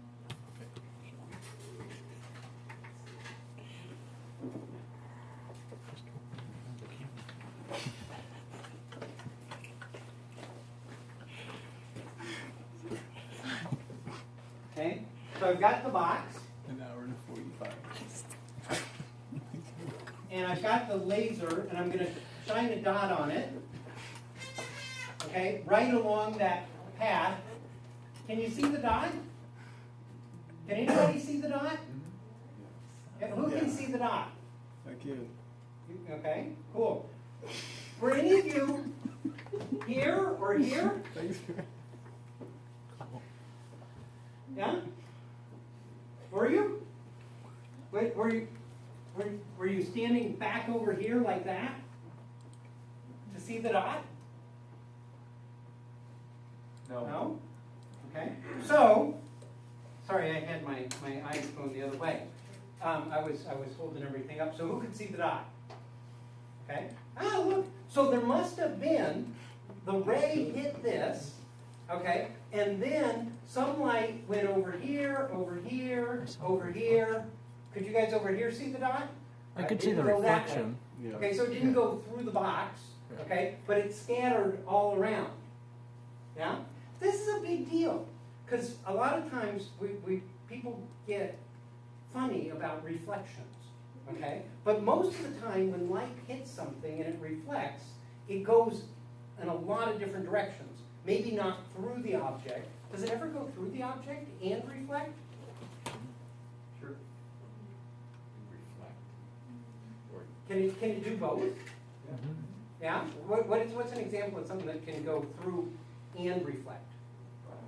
Glass, yeah. Or the soap bubble, right? Remember the soap bubble where some of the light went through? So, if I take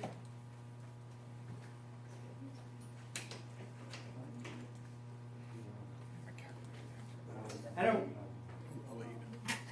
don't want to do this with the laser because I don't want to. Yeah, or somebody else. But if I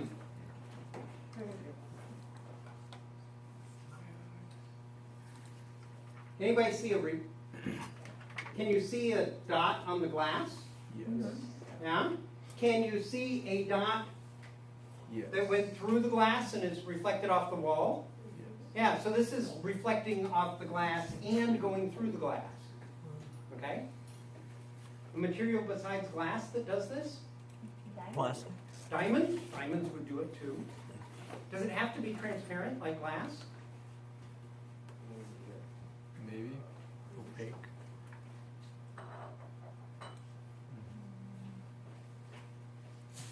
Paper? Water. Can you see the light on the paper? Can you see the light through the paper? Yeah. Yeah. Okay. So not only is it reflecting off the, it's actually you can see it in a bunch of different directions, right?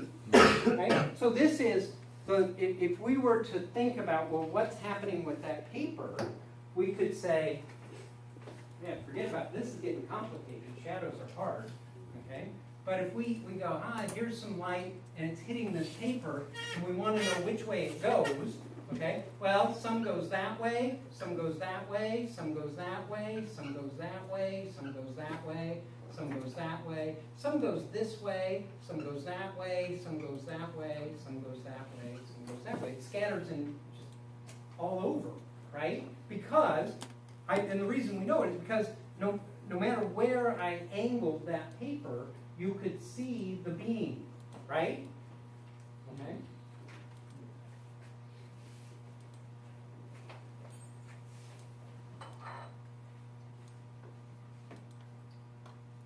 Is glass the same way? Can everybody see it just as intense no matter which angle I do this? When can you see it more intense? When I'm shining it right at, I'm sorry, but I'm sort of shining a flashlight in everybody's eyes, okay? But if I shine it in your eyes, it's much more intense than to the side. Can you still see something to the side? Yeah, okay, but it's much weaker, okay? So some materials transmit much better straight through, okay? And some scatter to the sides as well as going straight through, okay? The paper it scatters very, very well. The light does not scatter very well. It mostly lets it go straight through. Okay? But it also scatters back and does reflection. So it can get pretty complicated. Okay? Now, about this shadow, okay? If I were to look at the screen over here and go, what's going to happen on the screen? I can follow rays like this and say, okay, that's going to hit the box, that's going to hit the box, okay? But if I look at the one right at this edge, okay, it'll go right by the corner and then go on past. Need a better pen.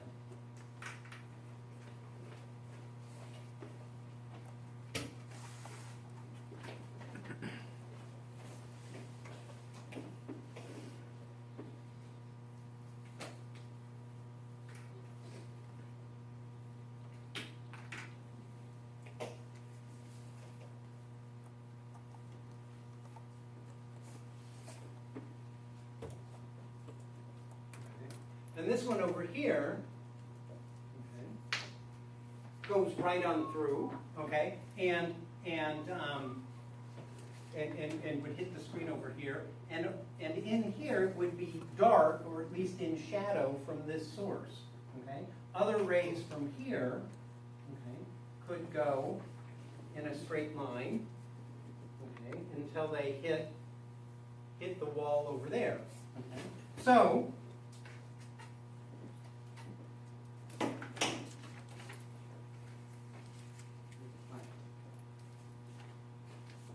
if I take the flashlight, okay,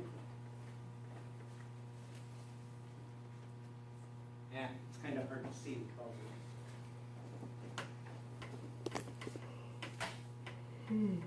Okay. You see the shadow of the box, okay? Let me-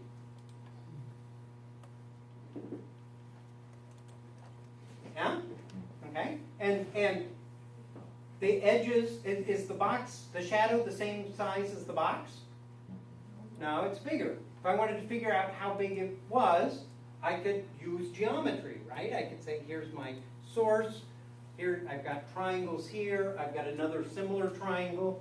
So geometry and similar triangles are things that you could use to figure this out.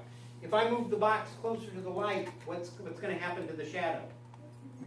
It'll get smaller. So I take the box and I move it closer to the light. And the shadow got bigger. If I move it closer to the wall, it gets smaller. Okay? So, but it does change in size, okay, as I do that.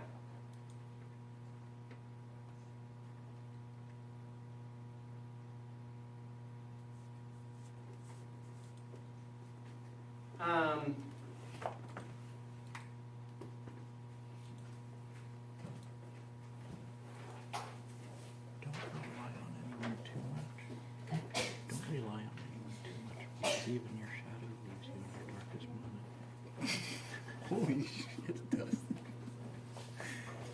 Damn, dog. I didn't know you were gonna get some deep. I've got this knob here that's the end of an electroscope, okay? If and I've got it sort of held up next to this white sheet of paper. If I shine a light on it, what would we get?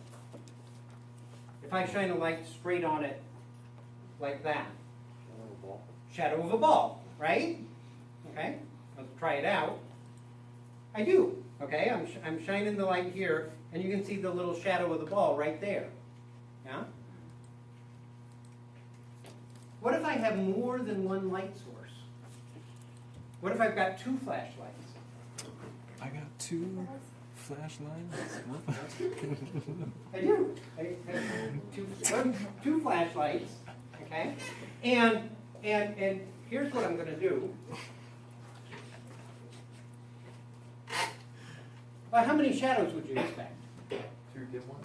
2 dim ones? Why dim?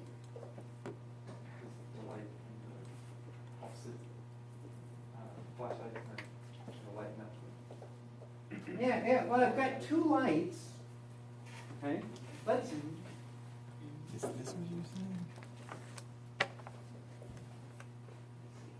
like, Don't rely on anyone too much. See in your shadow, maybe. It will leave you. so if I've got the little ball here, and I've got one light here, okay, and the other light here, okay, and again, I can say there are rays going in all directions from my light sources, or at least sort of away from that light. Okay? So I could trace these rays, and I could say, this goes along here, it hits there and it gets blocked. Okay? But if I follow that ray, it's going to go like this. And if I follow this ray, the one that sort of hits this edge, I missed.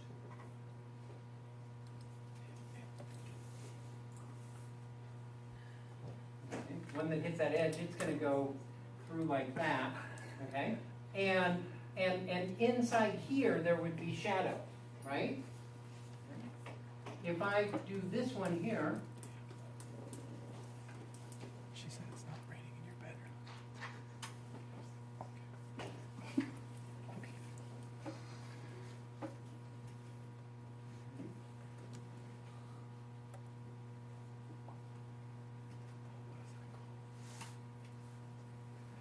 so, let's see.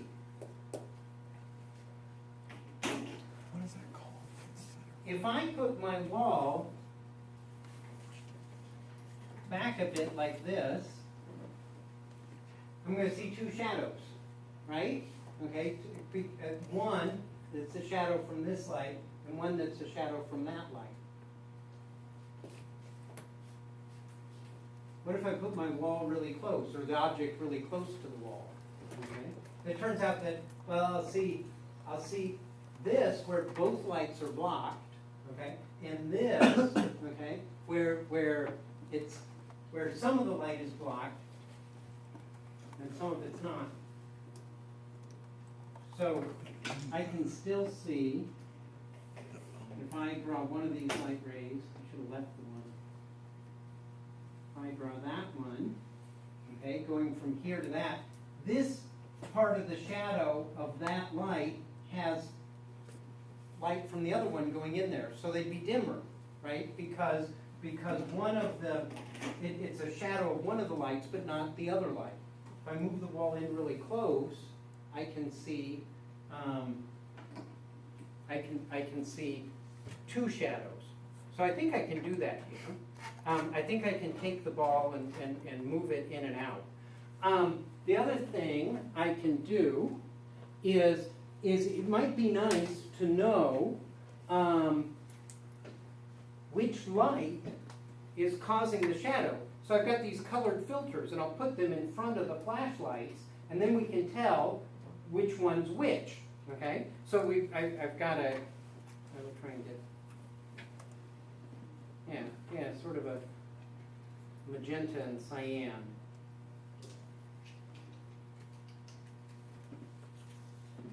Good. All right, so let me try this. What do you think we're going to see? I'm going to take these like this, and I'm going to shine them. So I've got the cyan over here and the magenta. Okay, and I'll shine both of these lights so they're on the ball, and we'll look at the shadow over there. Now? I think we're going to see in 3D. What am I going to see?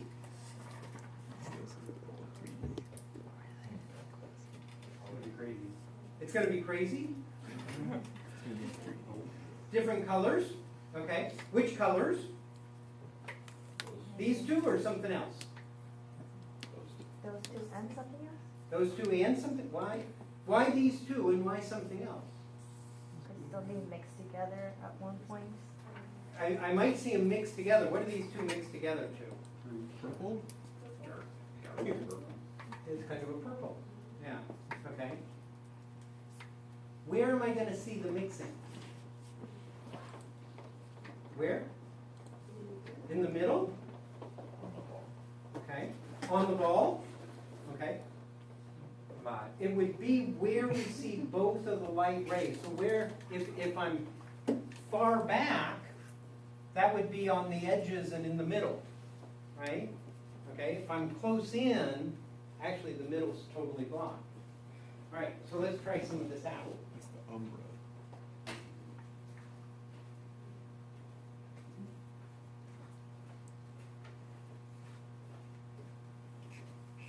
All right, so there's the red.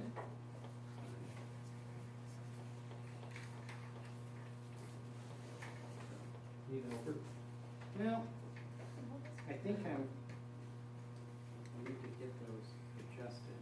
And there's my blue, okay? And I'm gonna merge them on top of each other, okay? And what do we see? Two shadows. Two shadows. Now, what about the shadows? Are they dark? One is. One is? Yeah? How's, there, I've sort of mixed them. What do the shadows look like? Elongated ball on a stick. Elongated, but what about their colors?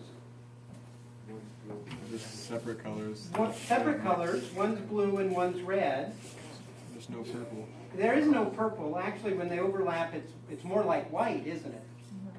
Okay? And so which one's the blue one? The blue one? Is it, which shadow? Well, actually, which light and which shadow? Which light is blue? The right one. Which shadow is blue? Left. The left one? Okay, get up here. And come take a look. It is. Come take a look. Which one's The red light. the red light? Is over the blue shadow. Is, yeah. The red light is the blue shadow. The red light makes the blue shadow, and the blue light makes the red shadow. Do you see? Interesting. Especially people that thought it was the other way. Come take a look. Oh, yeah. Now, Indeed. okay, the other thing I can do is move this closer. Okay. When I move it close and I overlap these on top of each other, okay. I lost my, oh, okay. What do you see here?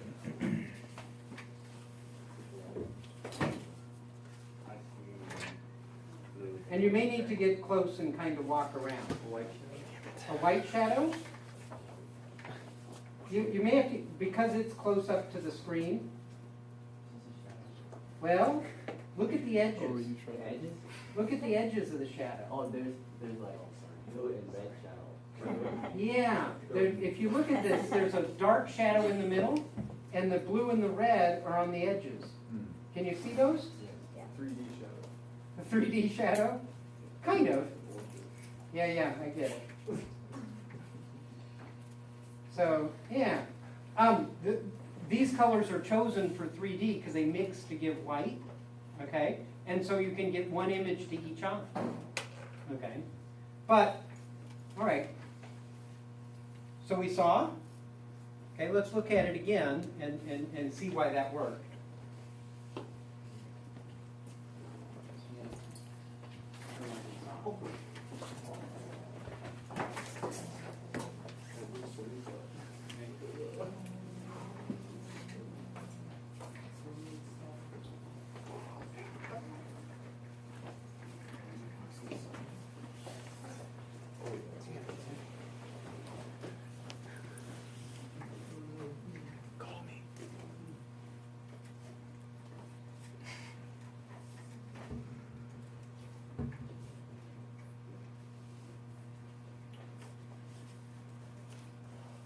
So we've got one that's red. Let's make the other one blue. Okay, so suppose I did this one in blue.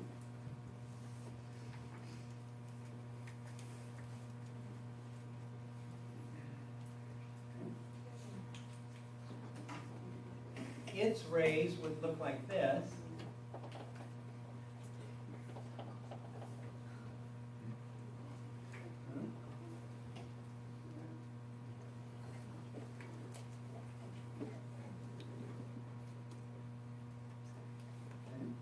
So, in between here, it's in the shadow of the blue, of the blue light, okay? But the red light can get in here, right? So this is gonna look red, right?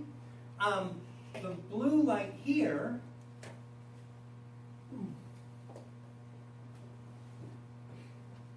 can get in over here, okay? It's not blocked by the bulb. So this is the shadow of, oh, I'm sorry, maybe this is the shadow of the red.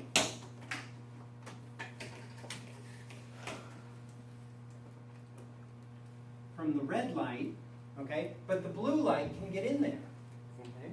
So the blue light has the blue shadow on the same side, and the red light has the red shadow on that side. If you get close in, then in this region right here, it's blocking both the red and the blue, okay? So there's some special words for that. This region is called the umbra, okay? And the regions outside, so where you've got a full shadow where both lights are blocked is the umbra, okay? When you are on the, where you just have one of the lights blocked but not the other, that's penumbra. Okay, cool. So, all right, so you can get those different kinds of shadow effects.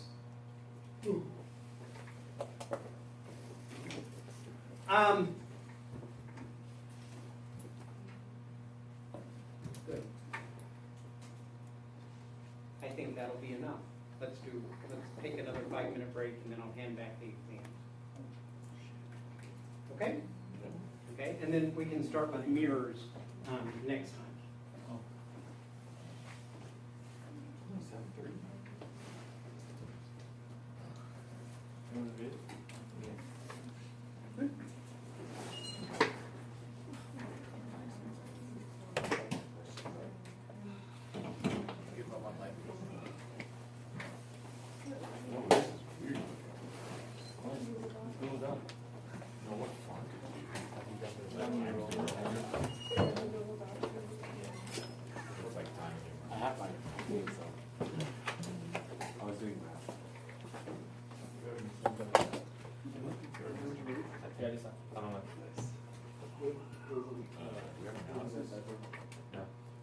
Ruin my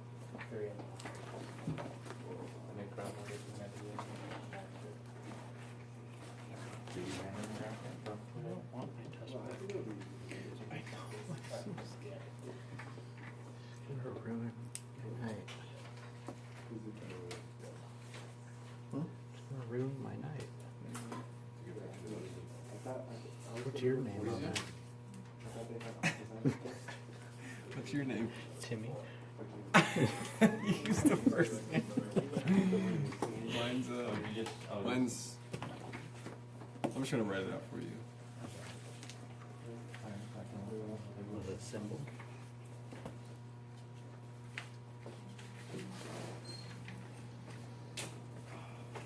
What was the average score? It was right around 70. XS 360. No scope for 20. 360, let's go. What? Average score was 70. That's what's up. Is that with the curve or without the curve? There is no curve on the exam, but the entire class is curved, Oh, okay. okay? Did anyone I'll talk about that again. Did anyone? get 100%? Nobody got 100, but we got a few that were in the 90s. So, I mean, that's pretty good. That's awesome. Yeah. For me.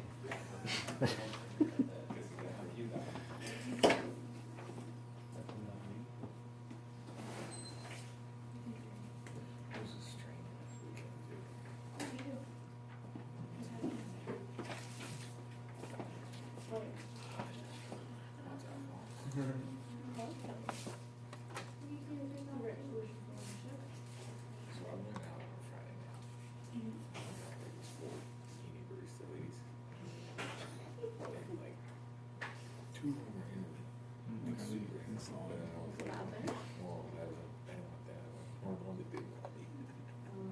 I ended up getting her number and hanging out with her. He hasn't been able to. I'll just. There's a missing echo Do you want me tube. to CC? Does somebody have it? On the lap, or just send it in? I took it up. Are you gonna get her PDF?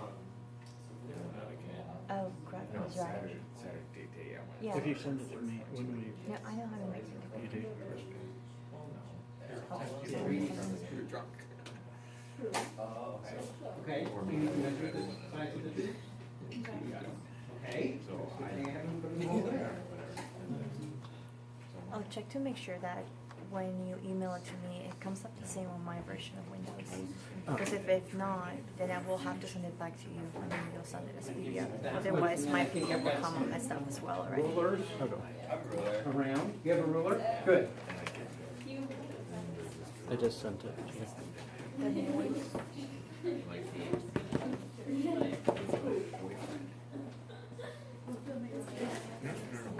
I'm literally installing.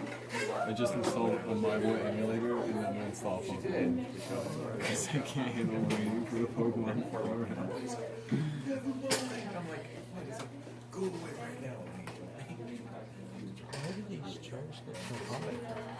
Yeah, because I'm high as fuck, dude.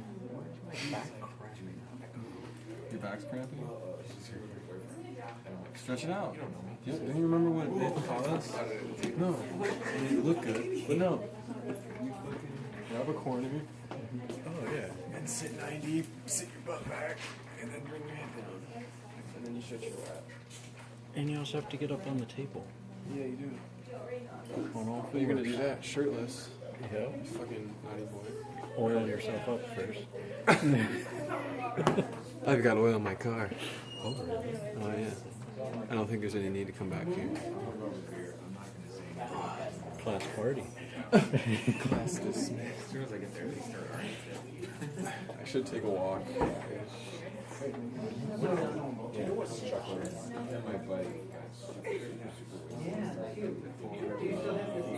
Good. I've been doing hammer curls.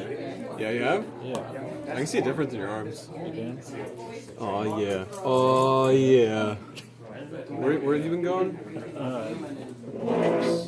Condo. Oh, yeah. That's right. Think hotel room. Nice. Dude, I'm gonna get Pokemon Fire Red. Pokemon Fire. Yeah.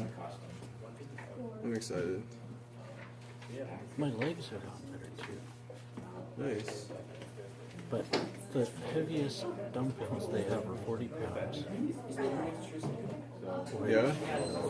For legs, that's not very much. Yeah. Squatted 225. What? Well, Huh? when you actually do your calculation, this is how we got this figure. You want the .06 for open. We don't have a bar. Right. Yeah. So I just hold it. Yeah. That's so Heels good. elevated. Feel it in your arm. Yeah. I'm so hungry right now, dude. Clip bar. Clip bar? You have a clip bar? That's peanut butter and peanut butter. Oh. Yes. Thank you so much.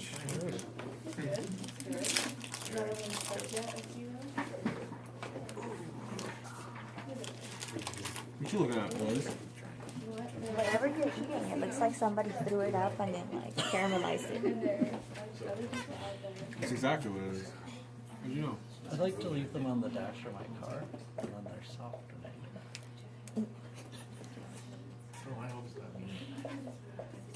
I think it was 69.5 was the average. An average is typically somewhere around mid-60s, so this was a little higher.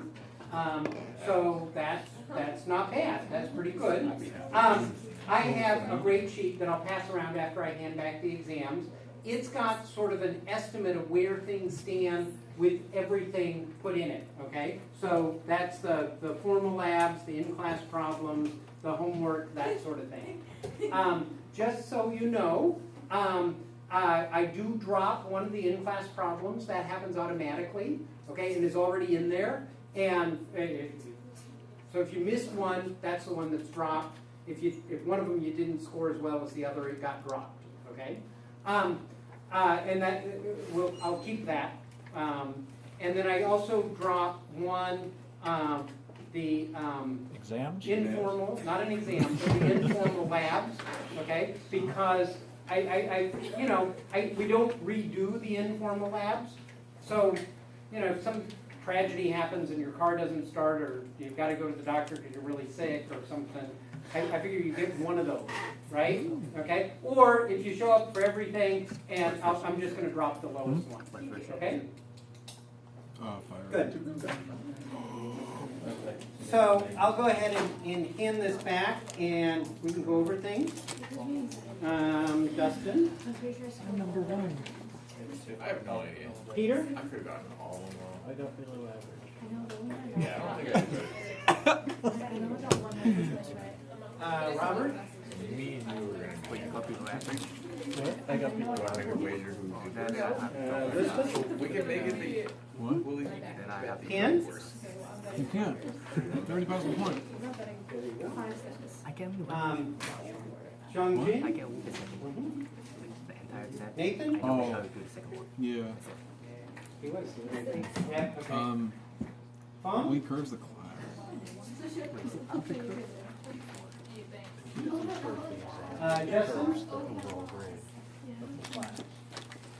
look at it? So just show up. They don't even have to stay. Adrian? There you are. I'm gonna be a girl. Hey, Robert, Come on. I'm gonna be a girl. Yeah. I'd be a boy or girl in Pokemon. Lee? Fire red. Lisa? I can't wait for Pokemon anymore. I have to go to them in this. Yelda? Oh, G. Keith? I'm gonna be a girl, yeah. Daniel? Here. You're welcome. Yeah, that's weird. I don't know.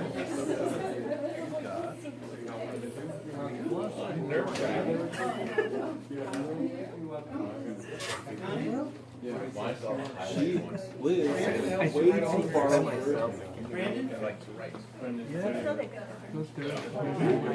Ryan? Right here. Nathan? Okay.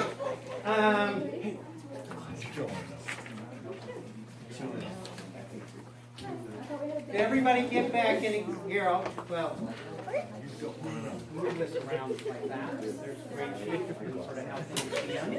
Okay. Did everybody get back in exam? I think so. Okay.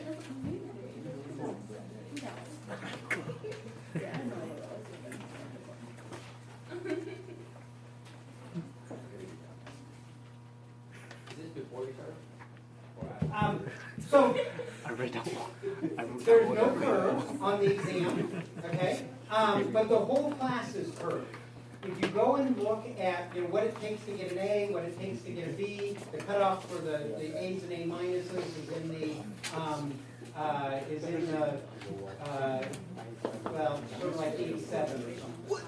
And the cutoff for a B is like 75, and the cutoff for a C is right around 60 or so. So anyway, those are on the syllabus, and that's for the entire class. Okay, so I'm passing around the grade sheet. It's got an estimate as to where things stand. We are a third of the way done with the class. So there's so 2/3 is yet to come.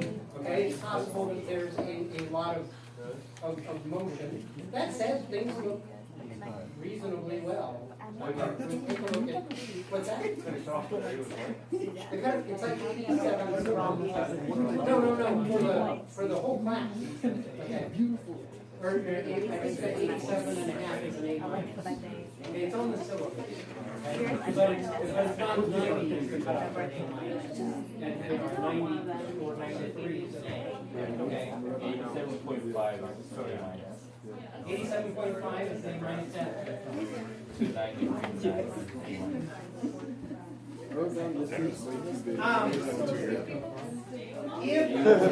If you're thinking, what can I do, okay, to improve your score? First of all, I think if you got 65, 70 or above, you're doing fine, okay?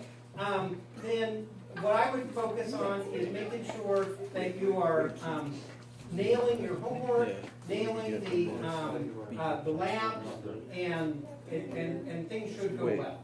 Okay? There are little things you can do here and there to try and improve the exam scores. 70 and above is pretty good. Okay? If you're well below 70, then we should probably talk about what's going on. You know, if you're missing something, if you're,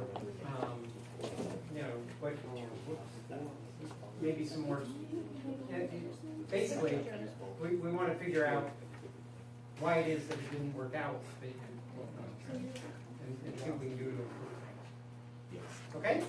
Oh, I also got some information like an hour or so before I came about physics tutoring. If you want to take advantage of that, I think there's a tutoring center, and there's also I think they just started this recently. There's an online tutoring, okay, so that you can get help online. I don't know how that works, but there is. You don't, or Yeah, you do, or they you help heard you this? find the wrong answers. Yeah. What's that? They help you find the wrong answers? Yeah, they're not very good online. Oh, that's not good. I'm Yeah. sorry to hear that. Okay. All right. Well, have you had experience with the tutoring center in? Yeah, the tutoring center is good. The tutoring center is good. Yes. Okay. Well, they're open for business, and so anyway, feel free to take Only advantage. one copy, so no one else has seen it. All right, go. All right. So question 1.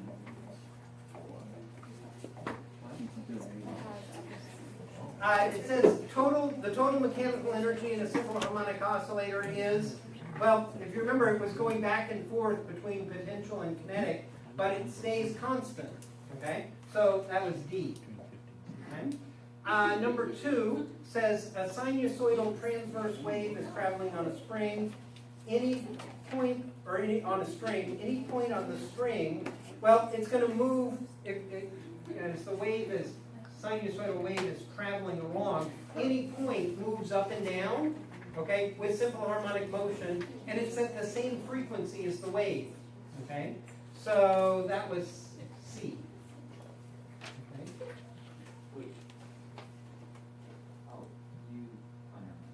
Okay. Good, okay? All right, number 3 says the time for a pulse to travel from point A to point B on a string is not altered, okay, and not capitalized. So basically, as long as these are things that don't change the velocity, okay? And one of them is linear mass density of the string. That does change the velocity, right? The heavier the string, the slower it goes. The distance between A and B, well, that would change the time that it takes to go from A and B. If you make A and B closer or further away, that's going to change things. The shape of the pulse, actually that does not matter. The answer was C. Okay. Tension in the string does cause a change, okay, makes it go faster and slower. None of these will alter the time. Well, most of them do, okay. It's only C that doesn't. Number 4 says in order for 2 sound waves to produce audible beats, it's essential that the 2 waves, okay, this is like the little beams that were vibrating, that they have slightly different frequencies, okay? If they have slightly different amplitudes, that'll affect things some, but it has to be slightly different frequencies. Good, so that was E, okay? 5, a weight suspended from an ideal spring oscillates up and down. If the amplitude of the oscillation is doubled, then the period doesn't depend on the amplitude. If you remember for an ideal string, the period was equal to, I believe it's the square root of m over k, and then 1 over 2 pi, something like that. I know omega is equal to the square root of k over m. Okay, that was on your formula sheet. You could relate that to omega to the frequency and then the period. I think it turns out like this, but the point is amplitude isn't in there at all. Okay, so no matter what amplitude it is, it's only the spring constant and the mass that are going to change the period, not the amplitude. So the answer was A. It remains the same. Questions about those? Okay. The next one, skill exercise, talks about light from the sun and asks about how far away the sun is and how much the total power output is of the sun. This was very similar to our fireworks problem, okay? Only instead of dealing with sound waves and speed of sound, we're dealing with light waves and the speed of light, but the same idea. So first question is, how far away is the Earth from the sun? Well, what you can do is say that the velocity of light is equal to the distance times the time that the distance, I'm sorry, that's backward. I can say the distance is equal to the velocity times the time, okay? The velocity would be the speed of light, and t is the time it takes to get there. The velocity of light was on the formula sheet. It's 3 times 10 to the 8 meters per second. The time, well, it was kind of given. I said it was 8 minutes and 18 seconds. So 8 minutes and 18 seconds. So 8 minutes is 8 times 60 seconds, plus 18 ends up being 498 seconds. So I can say that times 498 seconds, and it ends up being 1.5 times 10 to the 11th meters. Okay. So that was the distance. If you decided to express it in kilometers, that was okay, as long as you labeled it. Okay. If there was anything tricky, it was figuring this out. Okay. That how many seconds it was. Then the next question was, what is the total power output of the sun? That is an and the intensity is 1,400 watts per square meter on the Earth. Okay, well now that we know how far the Earth is away from the sun, we can say, all right, if that's the intensity this far away, what is the power of the sun? We can say I, the intensity, is equal to power over 4 pi r squared. Okay, that r is this here. Okay, this intensity is the 1440, so we can say I times 4 pi r squared is equal to P, or 1440, or 1400 watts per square meter, times 4 times pi, 3.14, times this distance, 1.5, times 10 to the 11th meters squared, ends up being about 4.0 times 10 to the 26 watts. All right, so that's the power of the sun in watts. If people there were 2 things I saw that people messed up. One is writing down, many people wrote down r squared, but then forgot to square this number. Okay. The other thing was switching p and I. Okay. I wasn't too. I mean, I took off some points, but not very much. If you wrote down that you were going to square this and then forgot to do it when you did the calculation. If you didn't write down and you didn't do it, then I took off more because I didn't know. In switching these 2, I considered was a conceptual error. Good. Questions about that? Okay.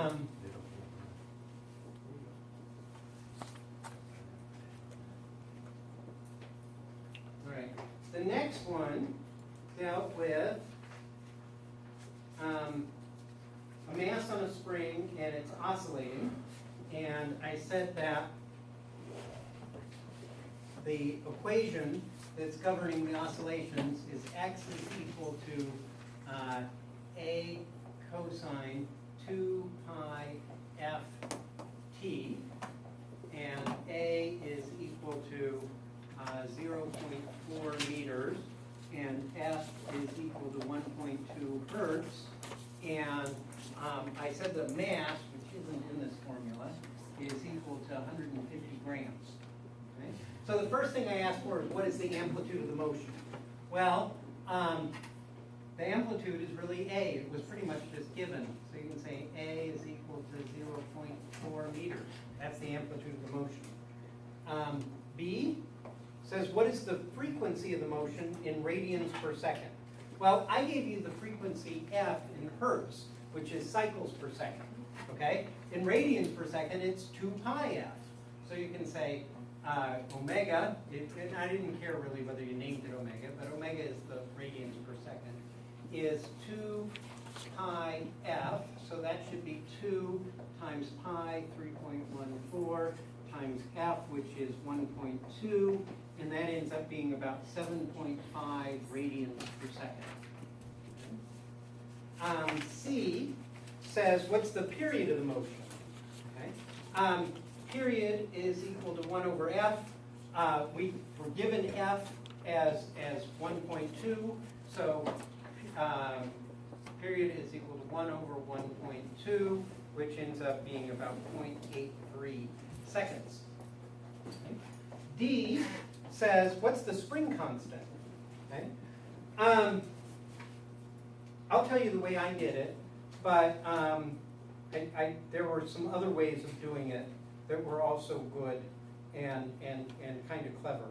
I did this, I said, well, omega is equal to the square root of k over m, and m was given, and so, and I've just figured out omega up here, so I can say that k is equal to omega squared m, okay, which ends up being equal to, let's see, omega is 7.5 squared times m, which is 0.15 kilograms. So this is kilograms, this is radians per second squared, and so that gives me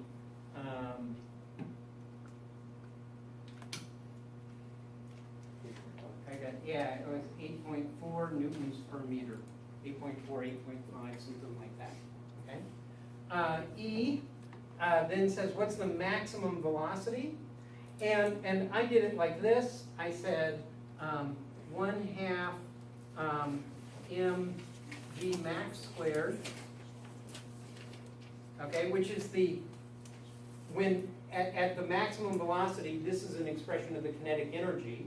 That's got to be equal to 1/2 k x max squared, okay, which is an expression of the energy when the velocity is 0 and the spring is stretched to its maximum potential energy.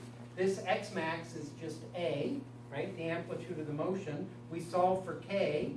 We just solve, well, we know m, so we can find V max, okay? And so I got V max is equal to the square root of k over m x max. And then I said, well, I think I just plugged it in, but you could, at this point, you could say, well, square root of k over m is omega, okay? But it's the square root of k, which is here, 8.4, okay, over m, 0.15, times the amplitude, 0.4, and you end up with about 3 meters per second. Okay?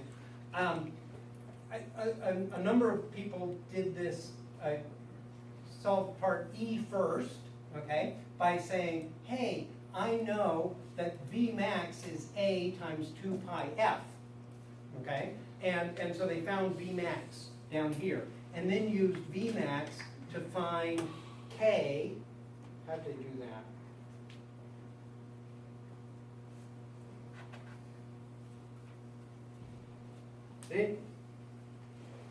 I know I saw some people do this and this first.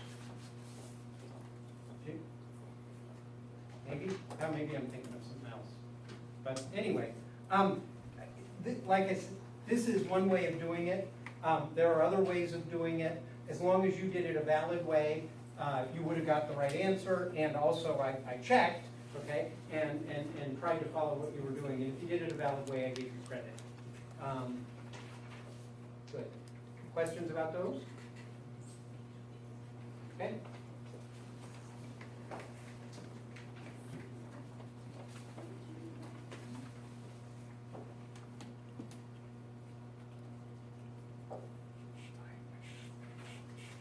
Okay.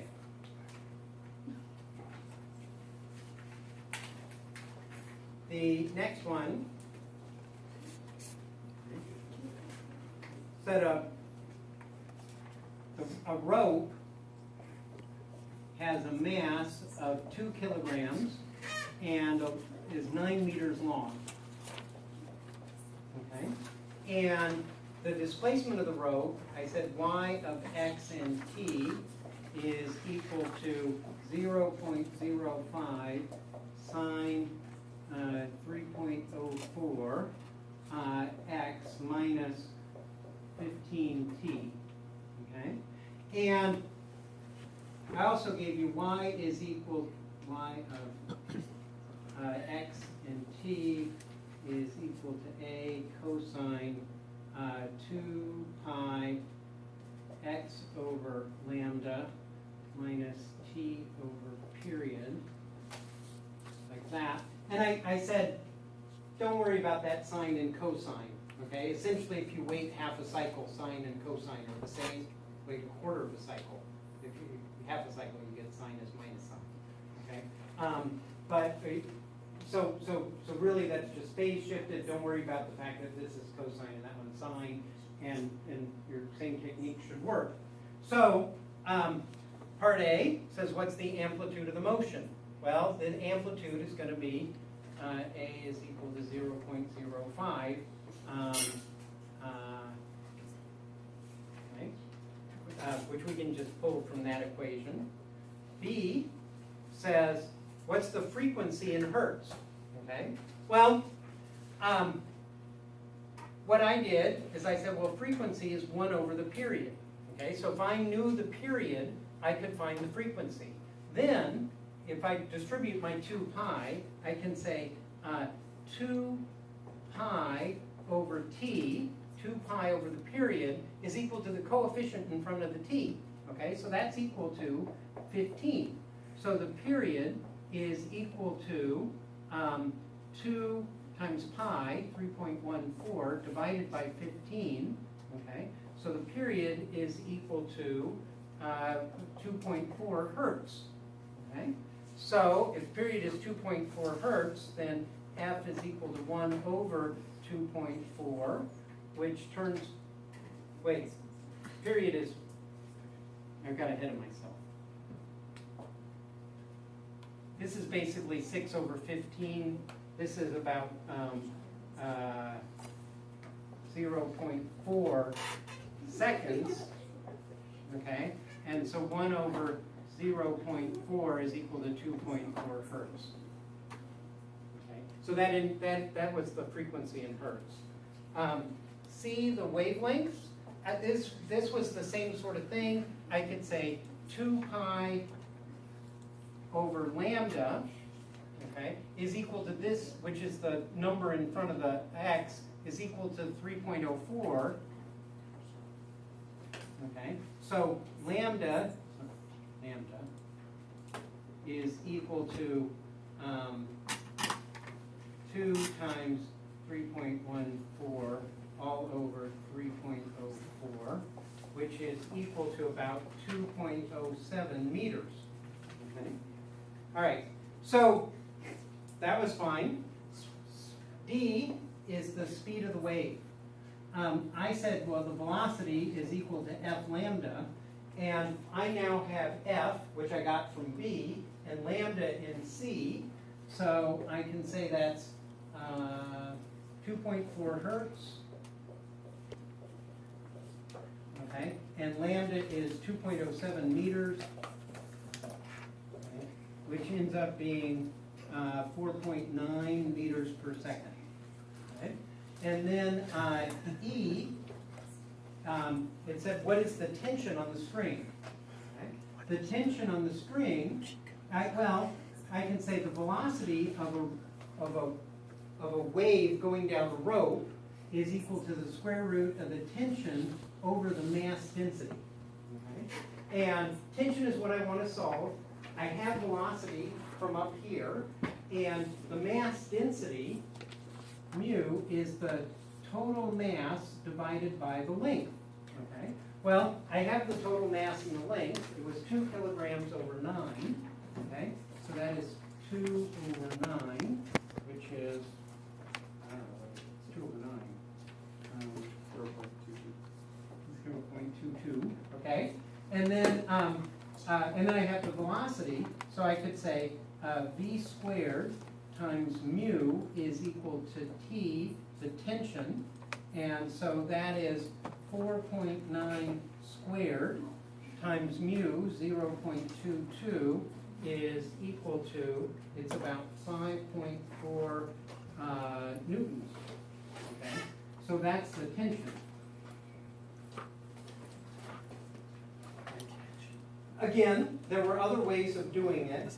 The most common mistake for finding the tension was a lot of people put the weight of the rope as the tension, okay? And I'm not quite sure where that came from, okay? But when you think about, a rope that's stretched, the tension really depends on how hard you pull it, not, maybe some of that tension is caused by the weight, but it can be pulled much tighter than the weight or, less, okay, depending on what you do, okay? So, so anyway, the tension was not the weight. It wasn't the number of kilograms times the acceleration of gravity. It was whatever it was that was stretching the rope. Okay. Questions about that? Okay. I know that in this case, there were a number of times where maybe somebody messed up finding the frequency or the period, but if they took what you had and you said, all right, I can find velocity this way, and you moved on, I gave you full credit. I said, if you make one mistake here, but then you continue to do things right, but you just have a bad number that you have over here, I only took off once. Okay? So if I took off more than once, let me know. Oh, another thing, you should be able to add up the numbers in the corner and be able to get your total score. It's probably worth double checking to make sure I didn't mess up adding, just in case. Did I give you too many points? If so, be quiet. Okay. Yeah, I don't want to know about that. You don't want me to know about it. We'll just but I don't, maybe it did. Did you have a question? Yeah. Okay, that's cool. We can do that. All right. So the second one, I think I made you a promise. I said I was going to give you a situation that had some standing waves, and you had to look at it and apply the methodology of looking at nodes and antinodes and what fits, but it would be one you hadn't seen before. And so the situation was a xylophone rod. Okay, it has some nails that are in the middle, and it has some ends that hang over. The nails, where it's nailed down, it can't move. So these have to be nodes. Okay? In the middle of this is an antinode, and the rod hangs over the end, and so these are antinodes, and those are antinodes as well. Okay? So when you draw a picture of what does the wave look like, it's got to be a node here, an antinode, a node, and an antinode. We end up with this, okay? And this is one full wavelength, okay? So, here to the other end, the relating lambda and L, basically it's lambda is equal to L. Okay, how many wavelengths of that fundamental frequency will fit on the rod? Okay, 1. Next, I say derive a formula for the length of the rod in terms of the desired frequency. So if you wanted to make a xylophone rod ring at a particular frequency or a particular note, okay, how long would you have to cut it? Okay. And so what you can do is say, well, the frequency times the velocity is, or sorry, frequency times the wavelength is equal to the velocity. And if I give you a frequency and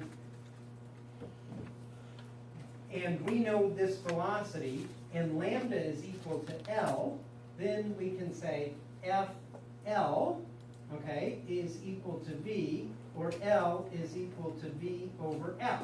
Okay, so this is the velocity of sound in steel, okay, transverse in a steel rod. So this is, so if you have a steel rod and wiggle it, okay, side to side, okay, this isn't banging the end of it, but wiggling it side to side, it kind of flops around. Meter sticks do this too. If you wiggle a meter stick, it flops around, okay? So if you flop around this steel rod, how fast does the wave travel? And it goes pretty fast, but not as fast as actually compression waves in air, okay? So the speed of sound in steel is 63.3 meters per second. So then I had a bunch of, I was like, let's make a 5-note xylophone, okay? So if you want C, which is 264 hertz, okay, then what you did was you said the length of C ends up being the velocity over the frequency, which is 63.3 divided by 264, which turns out to be about 0.24 meters, okay, or about 1/4 of a meter. So that's kind of a long rod, but it's not excessively long. The rest of these follow. LD, which is, this would be the velocity over the frequency, which is 63.3 over the frequency for D is 297. So this ends up being 21.3 or 0.213 meters or 21.3 centimeters. I'm not going to calculate. I mean, I did calculate these, but I'll just write down the answer. For E, it was 0.192 meters. The length for F is 0.18 meters. The length for G is equal to 0.16 meters. All right, so anyway, now you can cut steel and make yourself a xylophone. Questions about that?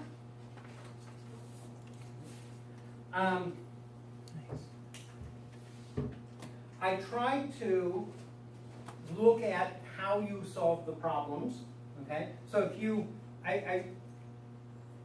if you analyze this differently, came up with a different formula for lambda and length, but then did all of this right, I gave you credit for this, okay, and took off points for the way you did that analysis, okay? So anyway, I tried to do things like that.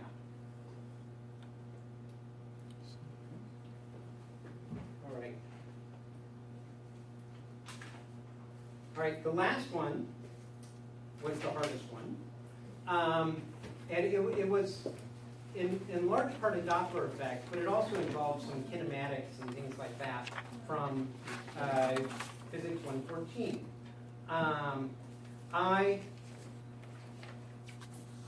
Well, the first two sections were pretty much purely Doppler effect questions, and the other two were just sort of applying some of the kinematics from before.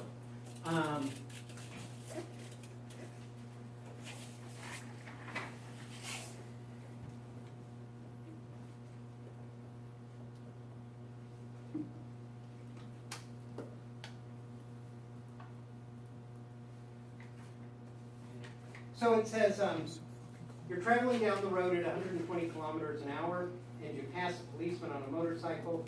10 seconds after you pass the policeman, he pulls out, turns on his siren, and starts to pursue you, okay? You hear his siren and notice that it's initially 1300 hertz. What is the frequency of the siren is heard by the policeman? Okay? So the picture is something like this. Okay? The policeman is here, okay? The car that you're driving in is over here, and you're going this way really fast, okay? You're going at 120 kilometers per hour, okay? Which is, if I take that and multiply by a kilometer, 1 kilometer is 1,000 meters, and 1 hour is 3,600 seconds. So if I multiply by 1,000 meters, divide by 3,600 seconds, I end up with 33.3 meters per second. Okay? So you're going at 33.3 meters per second away from the policeman. Okay? You are the observer, you're the one that heard the sound, and the policeman is the source. The policeman is the one that turned on the siren. Okay? So what you can say is that F observed is equal to 1 minus the velocity of the observer over the velocity of sound times the frequency of the source. Okay, and I wrote the Doppler effect, and we had the top sign was towards and the bottom sign was away, and this is going away, and so we use the minus sign here. Okay? And so what we got was, we can then do some algebra. What we want to solve for is V observed. So I can say F observed over F source is equal to 1 minus V observed over V source. I can then say V observed over V source is equal to 1 minus F observed over F source. And then V observed is, oh wait,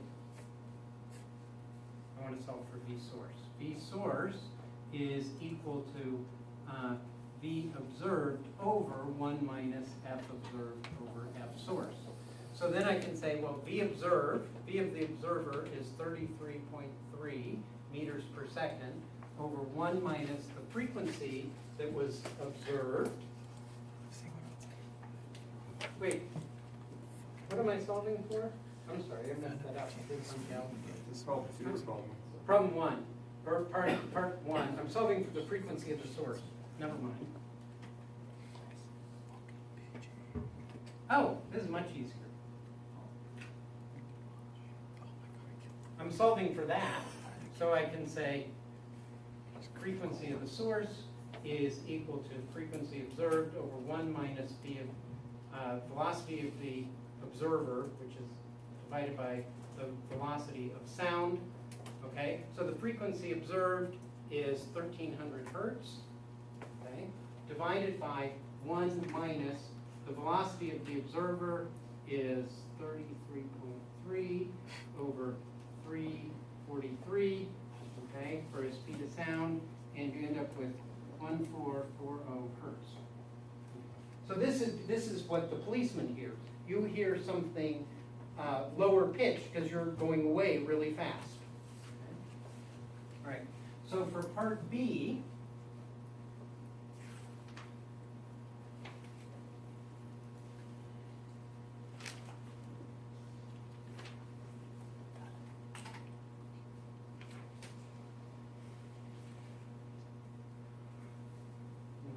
for part B, it says that 4 seconds later, you notice that the frequency of the siren has risen to 1340.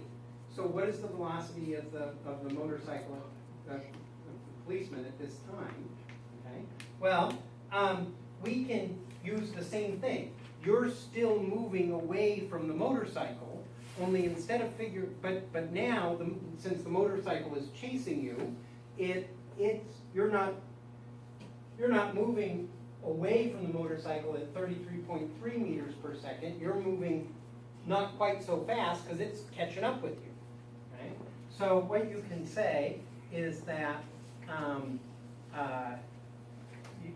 you can start out the same way. You can say the frequency observed is equal to 1 minus V observed, V of the observer over V of the velocity of sound, okay?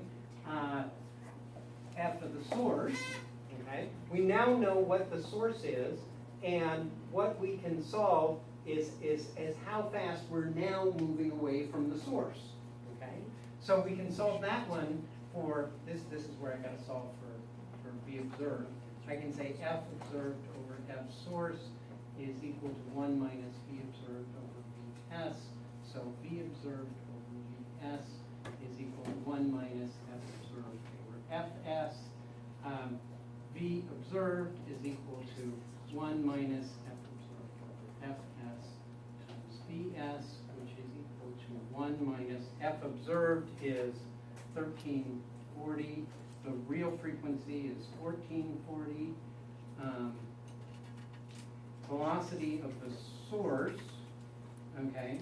Well, oh no, speed of sound, the velocity of sound is 343. Okay, so we end up with the velocity that the car is now moving away from the policeman is 23.8 meters per second. Okay, and this part was tricky. Okay, if you did this part, I give you a lot of credit, because I was like, okay, you figured out how fast the car is now moving away from the policeman. Okay, but if you go, well, here's the policeman, which is moving at a certain velocity, and here's you, and you're moving at 33.3 meters per second, and you see that the difference here is 23.8. Well, it turns out that the velocity of the policeman is going to be this speed minus the 23.8. Okay, basically it's how fast they're moving towards you, so that it appears that you're only moving that fast away from the policeman.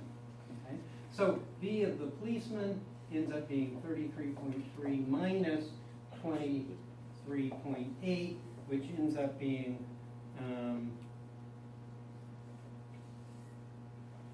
9.5 meters per second. Okay, this is still pretty fast, but it's not as fast as the 23. Okay. Plus that, right? What's that? Plus that, right? Because he's moving up on you. Or is that how Well, fast he's going over you? this- How fast he's going faster than you? He's not going faster than you. He's still speeding up. Okay, but so you're still, after 4 seconds, you're still moving away from him. Okay, but you're only moving away from him at 23.8. Okay, Catching up, so the original was 1300 and now he's at 1340. right, so that's the frequency of the siren. Is Yeah, but is he got to getting be catching up to you then. He's got to be closer than he was initially. Yeah. not closer, but you're, so the pitch that you hear is not because of distance, it's because of how fast you're going away or towards. If he was coming at you at exactly the same speed as you, okay, then you'd hear the same thing he does. It would be 1440. Does that make sense? Because relative to each other, you're both standing still. Okay, so he's, because it's risen up. He's moving closer to. He's faster, but he's not over. He's not yet overtaking you. Okay. Does that make sense? So he's going 9.5 meters a second faster than us. No, faster than he was before. Okay, so originally you were going away from him at 33.3 meters per second. Now you're going away from him at 23.8. That's because he's now going 9.5. Does that kind of make sense? Kind of? Okay. That's all right. Don't worry about it. Okay. So it, he starts off at 0. It takes him a while to get up to going your speed, and then eventually he's gonna go faster than you and catch up with you. Okay. So we can then take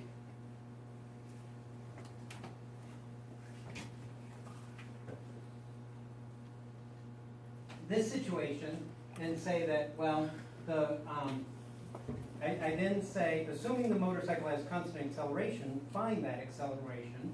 So you can say A is equal to delta V over T, okay? This 4 seconds went by, and delta V is 9.5. was the final velocity minus the, well, here, we can say, it's v final minus v initial over the time that it took, okay? Well, v final is 9.5, v initial is 0, because it started off at rest that 4 seconds before. That was 4 seconds, and that ends up being 2.4 meters per second squared. Okay, so that's its acceleration going forward. And again, if you had a velocity here and you divided it by 4, I gave you full credit for that part, because that's the right thing to do. Okay, you just had the wrong velocity. And then, assuming you do not slow down, how long does it take the policeman to catch you? Okay? So this is a 114 kinematics thing. The way I did it was I said, well, let's sort of start our clock when the policeman's chasing you. So at that point, the I'd say x naught is, well, the policeman starts chasing you after you pass 10 seconds after you pass them. So if you're going 33.3 meters per second, then at the time you start, so the policeman's here and the car is here, this distance is 333 meters, right? Okay, so I multiply that by 10, I'm going to get 333 meters. That's how much of a head start you have. And then the car continues going at a constant, v of the car is constant, okay? And the acceleration of the policeman is 2.4 meters per second squared. So I can say they're going to meet when x of the policeman is equal to x of the car. X of the policeman is x naught of the policeman plus v naught of the policeman times t plus 1/2 acceleration of the policeman t squared. And that's got to equal the x of the car, which is x naught of the car plus v naught of the car times t plus 1/2 acceleration of the car times t squared. The car isn't accelerating, so I can cancel out that.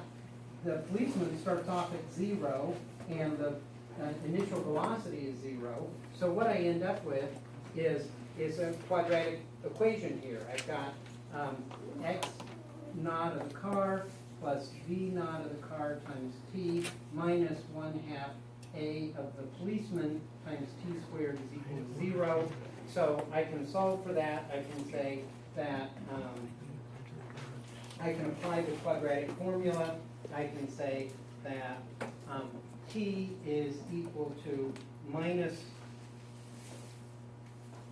v naught of the car plus or minus the square root of, again, v naught of the car squared minus 4.